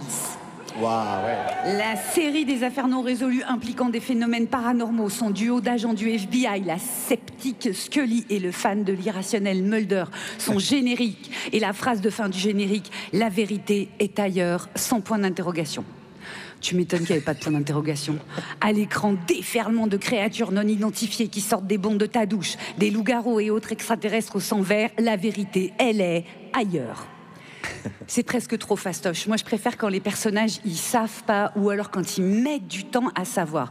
Par exemple, chez Maupassant, dans sa nouvelle horrifique, Le Horla, le temps, c'est 4 mois. Pour ça, c'est pratique, les journaux intimes, ce qui est le cas du Horla. Forcément, c'est daté 4 mois. Première entrée de ce journal, quelle journée admirable. Dernière entrée du journal, il va donc falloir que je me tue. Elle est chouette, sa balade à Popeye. Au début, c'est rien. Le narrateur a comme une inquiétude la nuit arrivant et puis une sensation pénible que quelque chose est là, quelque chose qui lui fait les jours pesants, les nuits chargées de cauchemars. Et puis une nuit, je le cite, j'ai senti quelqu'un accroupi sur moi et qui, sa bouche sur la mienne, buvait ma vie entre mes lèvres. J'ai beau être championne du monde des cauchemars, celui-là, il me finit. Cette créature, le narrateur, il décide de la nommer le Horla. Alors, il n'explique pas pourquoi, mais moi, je pense que c'est hors du monde réel, mais en même temps, là, dans le monde réel. Alors là, le narrateur se met à alterner les crises d'angoisse et de paranoïa. Le narrateur passe de son cas particulier à une vision collective. Le narrateur est venu parmi nous toutes et tous avec un genre de mission. Je le cite, le Horla va faire de l'homme ce que nous avons fait du cheval et du bœuf, sa chose, son serviteur et sa nourriture. Bon, à partir de là, c'est en avant les conneries. Le narrateur avant d'envisager le suicide, commencera par tuer involontairement, certes, mais tuer quand même ses propres serviteurs en foutant le feu à sa baraque. Ici, petite intervention marxiste de votre choix à base de salauds de riches. Si une jeune personne dans votre entourage doit, pour des raisons scolaires, lire le Horla, je ne saurais trop vous encourager à bien l'accompagner, ou alors de lui faire lire Jane Eyre. Pas seulement parce que le roman a été écrit par une femme, quoique, Charlotte Brontë, et que le héros, c'est une héroïne, quoique, mais c'est surtout parce que Jane Eyre, l'héroïne, ne se pense pas hantée, alors que franchement, elle a toutes les bonnes raisons de le croire. Elle est arrivée pour être préceptrice d'une petite fille dans un manoir anglais super isolé, ça pourrait être pire, c'est l'hiver, et elle entend régulièrement, je la cite, en pleine nuit, le rire le plus tragique et le plus surnaturel que j'eusse jamais entendu. Et là, les explications qu'on lui fournit sont nazes. Ouais, non, c'est parce qu'il y a une des bonnes ou troisième qui a tendance à picoler. Moi, personnellement, j'aurais foutu mon camp. Jane reste. Elle n'a pas trop le choix. Jane, premièrement, elle est pauvre et orpheline. Deuxièmement, elle est amoureuse du propriétaire, Monsieur Rochester. Et puis une nuit, la créature, Jane, la voit distinctement dans sa chambre, à côté de son lit, et pas animée des meilleures intentions. Et Monsieur Rochester, le lendemain, de lui rétorquer: c'était la créature d'un cerveau surexcité. Des nerfs comme les vôtres ne sont pas faits pour subir de rudes traitements. C'est l'équivalent en mieux du « ça va bien se passer, madame ». Il le sait bien, Monsieur Rochester, qu'elle l'a pas rêvé, la créature Jane. Mais comme la réalité est un poil gênante pour lui, c'est plus facile de lui dire qu'elle est complètement hystéro. Or, Jane, elle est peut-être insignifiante, laide et menue et pauvre et orpheline, c'est mot à elle pour parler d'elle, mais elle est surtout finaude et déterminée. En gros, sa phrase qu'on retrouve sans arrêt dans le roman, c'est « Je tremblais, j'avais peur, mais j'étais résolue ». Et ça, en pleine époque gothique, à base de Dracula, de Frankenstein, une nana qui n'est ni sous l'emprise d'un vampire ou d'un monstre venu des ténèbres, et même pas du type dont elle est amoureuse, croyez-moi, il n'y en avait pas des caisses. De la sorte, mon épitaphe sera, s'il vous plaît, à base de « Elle allait dans sa vie en disant « J'y vais, mais j'ai peur ». Juliette Arnaud, mesdames et messieurs, qu'on peut retrouver également en podcast sur l'appli Nova, en vidéo sur YouTube, et que vous pouvez partager bien sûr. Je prends quelques secondes pour saluer l'association qui tient la buvette de la Biennale, poste hautement stratégique, le Secours Populaire qui fête ses 80 ans, n'hésitez pas à aller les voir, ce sont des bénévoles, des gens qui travaillent sans être payés et qui s'appellent l'avenir de la France. Richard, mon voisin, t'es toujours avec nous. Qu'est-ce que tu aurais envie d'écouter comme musique comme ça là maintenant? Qu'est-ce qui te ferait plaisir? Rock voisine. Richard, mon voisin, Rock voisine, on l'a. C'est un cousin. Ouais, alors Juliette, est-ce qu'on écoute ça seul? Je peux le chanter si vous voulez? Non, ouais, certainement pas Guillaume. Okay. Non, on va écouter le titre le plus chaud du monde. Wow. C'est quelqu'un à la BBC qui a déclaré ça en 2022. La chanteuse s'appelle Rachel Chinouriri. Elle est autrice-compositrice anglaise. Sa chanson, c'est All I Ever Asked of You, tout ce que j'ai toujours demandé. Je t'ai toujours demandé. Et effectivement, son petit oh oh oh oh me fait des frissons dans le dos. Vous écoutez toujours Radio Nova, la dernière, Juliette Arnaud, Pierre-Emmanuel Barré, Aymeric Lompré. Et notre invité, le docteur en didactique des sciences, Richard, mon voisin. Il est 19h32 et c'est le moment de la séquence l'invité de l'invité. Vous commencez à connaître toutes les semaines. On demande à notre invité de nous présenter quelqu'un. Et Richard m'a dit direct, je veux qu'on parle agriculture, petite exploitation, maraîchage. Et c'est pourquoi je vous demande d'accueillir chaleureusement Anaïs Goffre. Bienvenue Anaïs. Merci. Anaïs, on va parler. Alors, donc tu es agricultrice, paysanne, maraîchère. Quel terme tu préfères et Ouais, je suis paysanne. Paysanne, pourquoi tu préfères ce terme-là aux autres parce alors? Que le monde agricole n'est pas un. Ouais. Il y a des conflits à l'intérieur de ce monde. Et moi, je fais partie de ceux qui se battent contre l'agriculture industrielle. Donc, quand j'ai choisi de m'installer, j'ai choisi un mode d'agriculture. Okay. Donc, l'agriculture paysanne, elle est définie dans une charte. En fait, il y a des principes. Souvent, c'est répartition des richesses, des ressources, on va dire. Donc, que ce soit la terre, l'eau, l'inscription dans un territoire, donc le lien social. On est des paysans, donc on fait partie d'un pays. On anime, on vend, on vit, on habite, quoi. Et tu as eu une exploitation de combien d'hectares? J'ai 25 hectares et j'ai pas que des légumes, j'ai des vaches. Très bien. Pour faire de la viande. Ah ben intéressant puisqu'on vient de parler végétarisme. Voilà. Mais oui, exactement. C'est assez intéressant aussi, bien oui, sûr. parce que dans un monde paysan, en fait, on subit les aléas climatiques. Ouais. Pareil, à l'intérieur du monde paysan, c'est pas qu'une façon de produire. Vous avez des inégalités de territoire. Donc, quand vous êtes dans une plaine fertile avec de l'eau en abondance, vous pouvez faire du légume. Moi, je suis dans un territoire de montagne, en Chartreuse, avec des pentes comme ça, avec un petit hectare cultivable, et tout le reste, c'est de la pente où on tient à peine debout. Donc, si vous ne faites pas d'élevage, en fait, vous subissez tout, la grêle, la sécheresse, le peu d'espace. Donc, en maraîchage, tu n'as qu'un hectare, c'est ça? J'ai un hectare, okay. Et le reste, c'est de la pâture pour faire du bœuf. Ouais. Et alors, quelles sont les difficultés que tu rencontres? Tu parlais justement de l'eau, de l'approvisionnement en eau. Ouais, j'ai cru comprendre qu'il y avait quelques difficultés dans le secteur. Avec oui, on est à Grenoble. Grenoble, avec notre super industrie de microélectronique. Voilà. J'ai l'impression qu'il n'y a pas une grosse cote. Il n'y a pas une grosse cote, mais bon, il y a beaucoup de gens qui y travaillent, et puis il y a beaucoup d'ingénieurs. Non, pardon. Et ouais, je vais pas me faire que des copains. Mais je suis là pour ça. Ouais. Non, mais tu es là surtout pour nous décrire ta réalité, c'est ça qui est intéressant. Exactement. Souvent, on nous dit tu es parti à la campagne, tu es déconnecté. Je pense qu'on est bien plus connecté que la plupart des gens en ville. On est au conflit des éléments, des ressources. Et on a conscience du changement climatique qui nous arrive sur la tronche. On le subit parce que déjà, on a du mal à vivre de notre métier. Et donc là, on voit arriver des conflits sur l'eau, notamment. Alors pourquoi tu parlais de cette industrie-là spécifiquement? Parce que Grenoble, il y a donc c'est la nappe au-dessus de Grenoble, elle est très abondante et avec de l'eau d'une pureté rare. Donc toute l'industrie des puces s'installe ici. Et sauf qu'on voit que l'eau leur est distribuée en abondance. Quand nous, par exemple, en 2022, Macron vient inaugurer un nouveau site, nous, on a des arrêtés sécheresse où on n'a pas le droit on est limité en eau pour faire de la bouffe. Par contre, pour faire de la puce pour des engins connectés et des outils de guerre, voilà, c'est à top, quoi. Voilà. Ok, oui, effectivement, c'est... Donc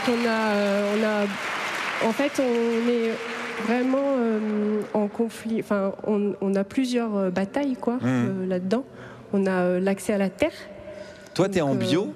Ouais, je suis en bio. On a tendance à dire que le bio est à la mode, etc. Alors, moi, je me suis installée il y a 15 ans, donc c'était déjà pas très à la mode. D'accord. Ensuite, je pense qu'il ne faut pas en faire une identité, tu vois. C'est un des principes de préservation des ressources. Toi, tu as fait ce choix-là quand même, ouais. J'ai fait ce choix-là parce qu'à un moment donné, au début, je voulais pas, justement, pour pas être dans une case identitaire. Sauf qu'à un moment donné, il faut bien donner une preuve, parce que vu que la norme, c'est les pesticides et l'agriculture industrielle, il faut bien que on donne un gage, en fait, aux gens. Non, moi, je mets pas de la merde. Parce que sinon, enfin, quand on dit oh oui, non, mais moi, je fais de l'agriculture raisonnée, ça veut rien dire, quoi. Donc, mais j'imagine que ça te demande beaucoup plus de taf.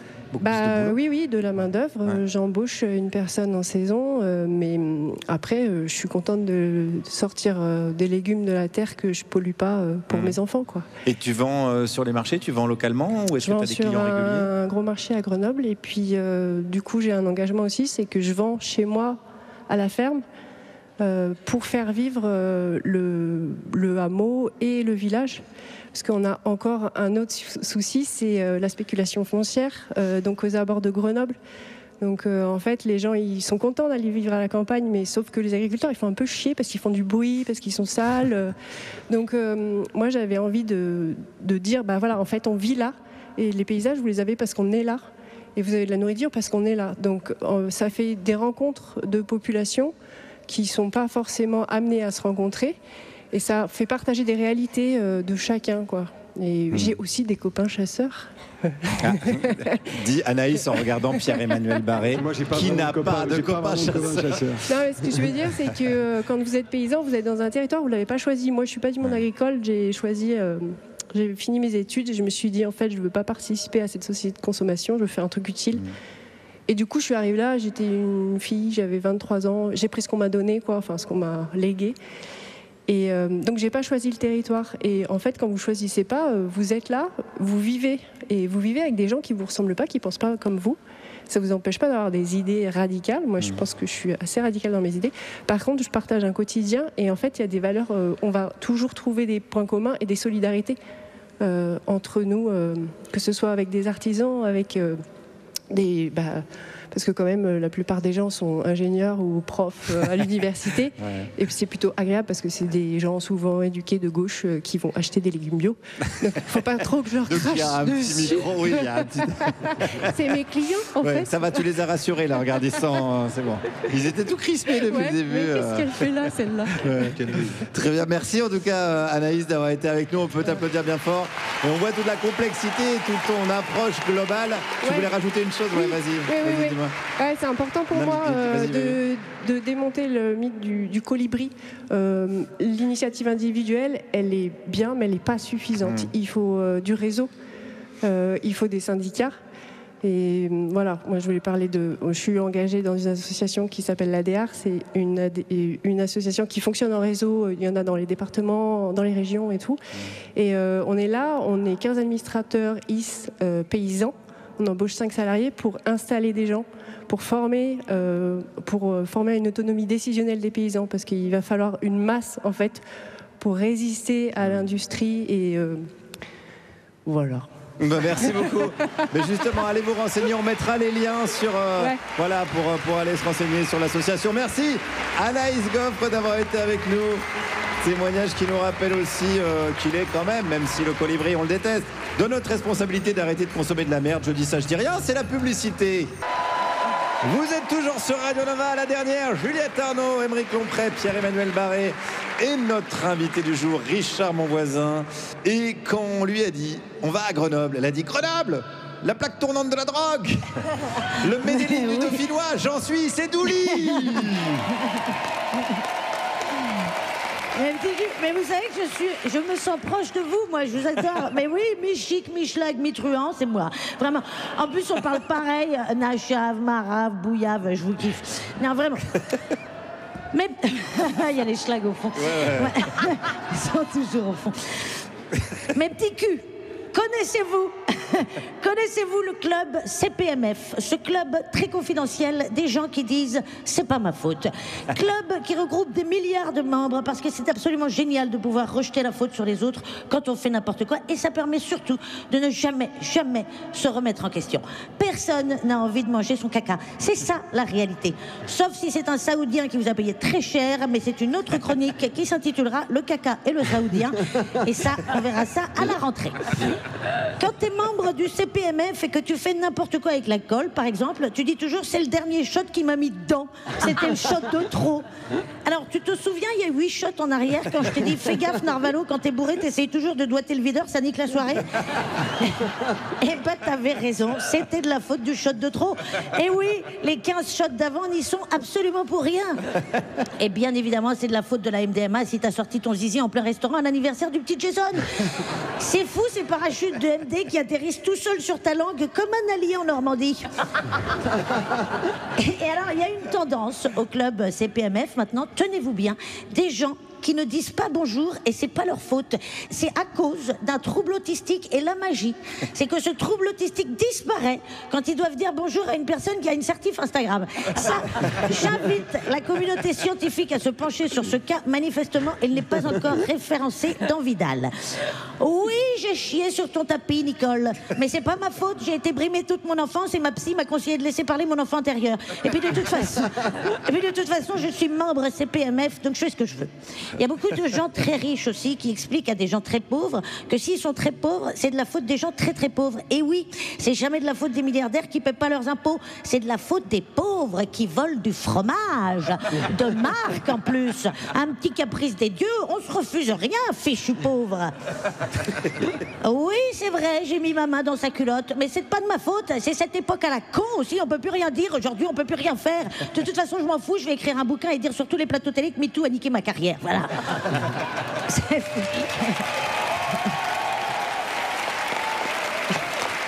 Là, c'est fou parce que quand il t'arrive une crasse, t'accuses toujours Dieu, même si t'es pas croyant. Tu sais, tu regardes le ciel et tu dis mais qu'est-ce que je te fais pour mériter ça, putain? On lui dit jamais merci, miskin. Le club CPMF compte beaucoup de membres en couple, bien évidemment. Oui, je t'ai trompé, mais c'est pas de ma faute. J'ai des traumas, un grand-père toxique, je suis polyamoureux et ma mère a un diabète de type 4. Mais je t'assure que je t'aime.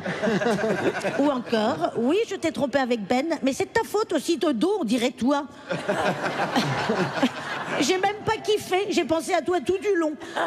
Déjà pendant les préliminaires, je m'en voulais. Tu sais à quoi je pensais quand j'avais ces couilles sur mon nez? Je me disais que ça faisait longtemps que je t'avais pas offert de fleurs. Alors tiens, voilà, une tulipe.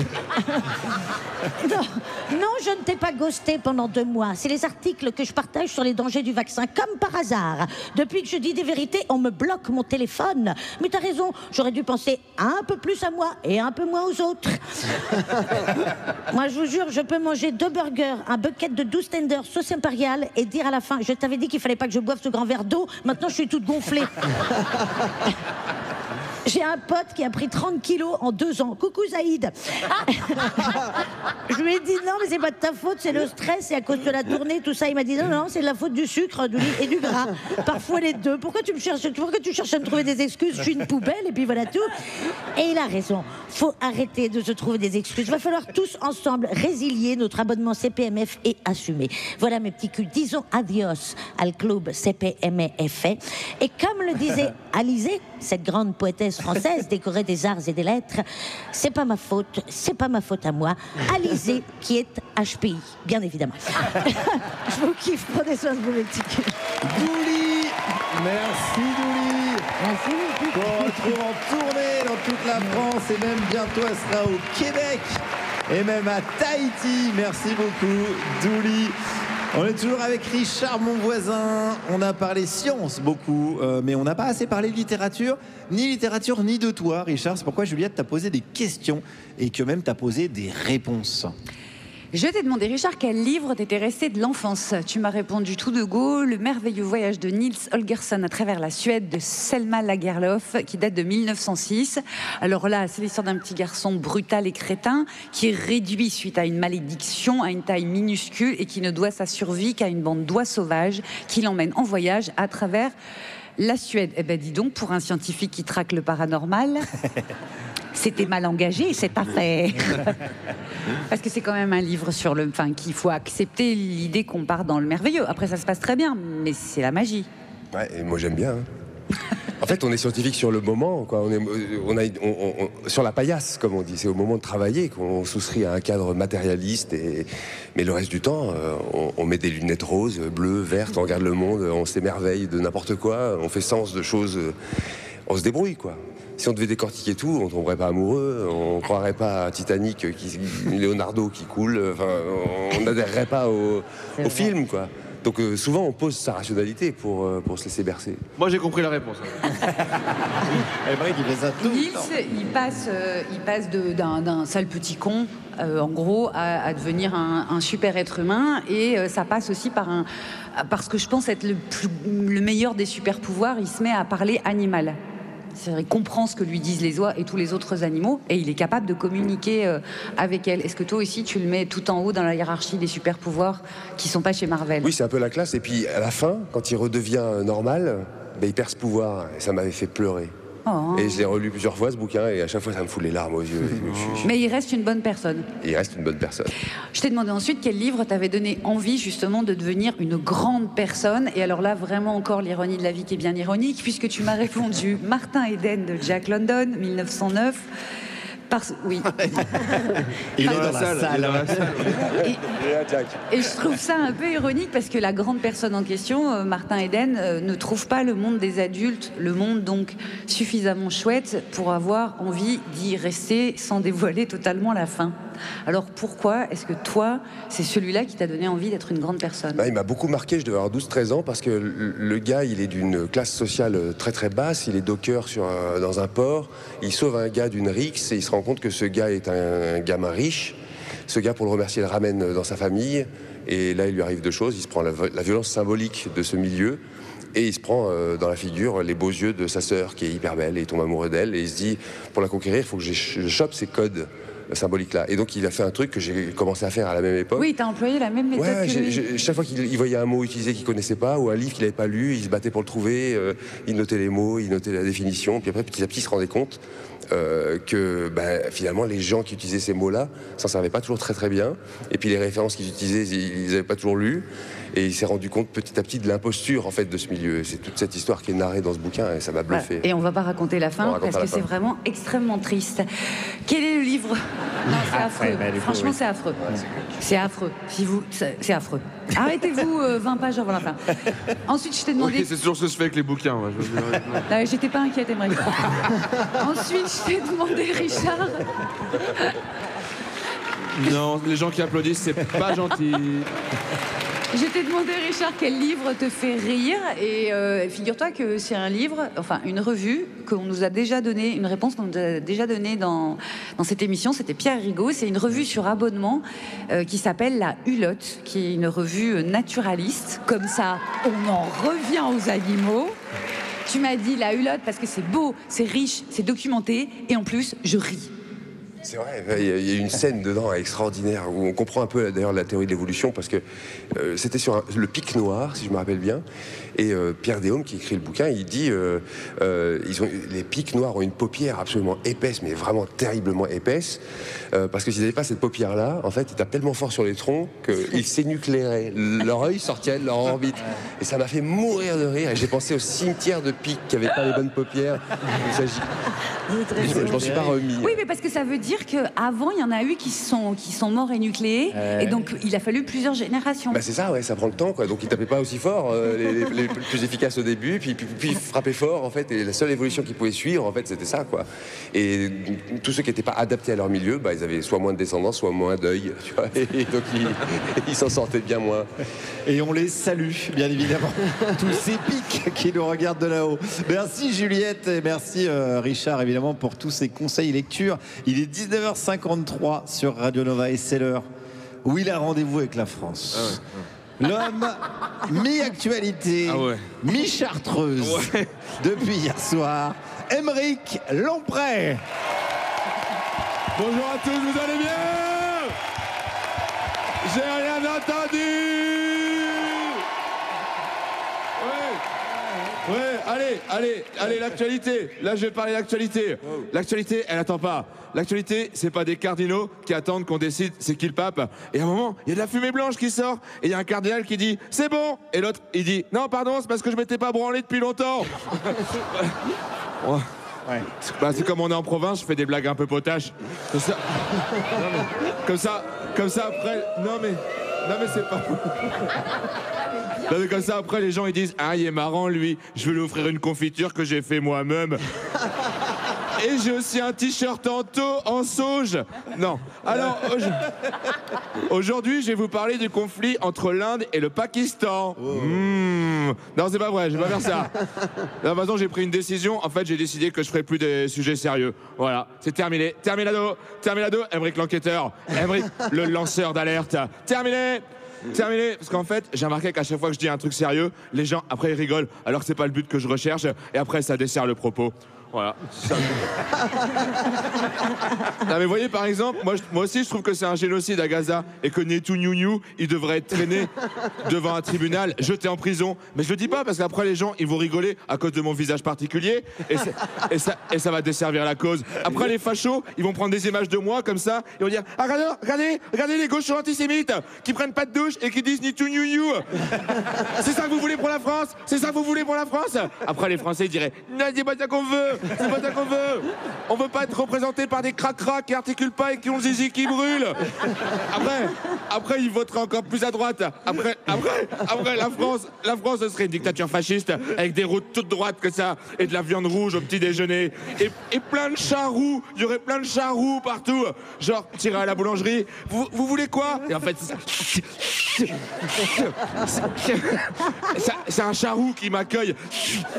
Que voulez-vous, mes crayons? Et tout ça, ce serait de ma... Pourquoi ce monde est si corrompu? En fait, j'arrive pas à savoir pourquoi on me prend jamais au sérieux, quoi. C'est ça que... Mais c'est une maladie très grave, hein. Regardez, je vais faire un essai. Juliette, je t'aime. Mais arrêtez de rigoler, je l'aime vraiment. J'ai envie de l'emmener à Dunkerque, tellement je l'aime. Non mais personne me prend au sérieux. Il y a 2 semaines, je loue une bagnole pour aller chez un copain. J'arrive à la gare, à l'agence, ils me disent ah non désolé, on l'a pas réservé. En vrai, on croyait que c'était une blague. J'en loue une autre, je roule. À un moment, tu sais, je mets le clignotant pour tourner. La voiture derrière, elle me rentre dedans. Je pensais que vous rigoliez. Je vais chez mon pote en stop. Quand j'arrive, il était pas là. Je dis t'es où? Il me dit je suis en Espagne. Je pensais que tu rigolais. Pierre, j'ai chié dans tes fleurs et ton chien est enceinte. Non mais j'arrive pas à savoir si vous rigolez ou si vous vous moquez. Alors, non mais c'est hyper chiant au quotidien, je te jure. Je peux jamais avoir une conversation sérieuse avec quelqu'un, quoi. Je te jure, à chaque fois les gens ils sont là. Il rigolo avec son ventre. Non. Après à ma décharge, c'est vrai que je m'intéresse pas trop à des sujets sérieux, quoi. C'est vrai que ou alors faut que ce soit rigolo, quoi. C'est Aymeric, j'ai un cancer, je m'en fous. Ouais mais c'est un cancer du trou de balle. Mais non. En plus, j'ai une capacité de concentration de 20 secondes, quoi. Je te jure. J'arrive à me concentrer que... Bon. Alors... si ça dépasse 20 secondes, je suis là. Ah ouais, donc les filles aussi, elles ont des moustaches. Bon, c'est pour ça, on sait jamais de quoi je parle dans mes chroniques. C'est parce que tous les 20 secondes, je change de sujet, quoi. Regardez, par exemple, c'est quoi le sujet de ma chronique, là? Ouais, on sait pas. Ma chronique, c'est un escape game, quoi. Là, putain, comment on fait pour sortir de cette chronique? Merci de m'avoir écouté. Aymeric Lomprey, bien évidemment. Merci pour cette analyse. Merci. Merci Aymeric Lomprey, qu'on peut retrouver en spectacle partout en France. Il est 19h58 et plus de 40, presque 40 secondes. On est toujours avec Richard, mon voisin. Il nous reste quelques minutes avant la fin de l'émission. Et ça tombe bien, on a quelques petites dernières questions à te poser. Pierre-Emmanuel. Oui, Richard, t'es beau, musclé, intelligent et t'as une boucle d'oreille. Est-ce que tu connais quelqu'un d'autre qu'Aymeric qui n'a qu'un seul point commun avec toi? C'est une vraie question, Richard. Je réfléchis, mais ça vient pas. Non.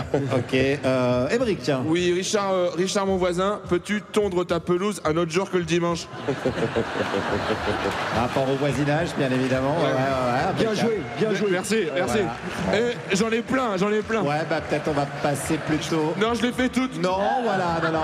On va passer à Juliette. Juliette. Richard, tu m'as dit que tu lisais plein de livres super zinzin. Quel est le livre le plus zinzin que tu as lu dans le cadre de ton boulot? Oh. Ah, celle-là est costaud. La Bible. Je crois que c'est un livre de Douglas Hofstadter qui s'appelle Gödel, Escher, Bach, les trois brins de la guirlande éternelle. C'est vrai qu'il met bien son dessus celui-là. Lui, les trois bras de la guirlande les trois brins d'une guirlande éternelle. Je crois que c'est ça le titre. Mais les 20 dernières pages sont pas... Je me demande si vous travaillez assez quand même. Richard, tu marches tout seul dans une forêt la nuit. Tu préfères croiser un ours ou Michel Onfray?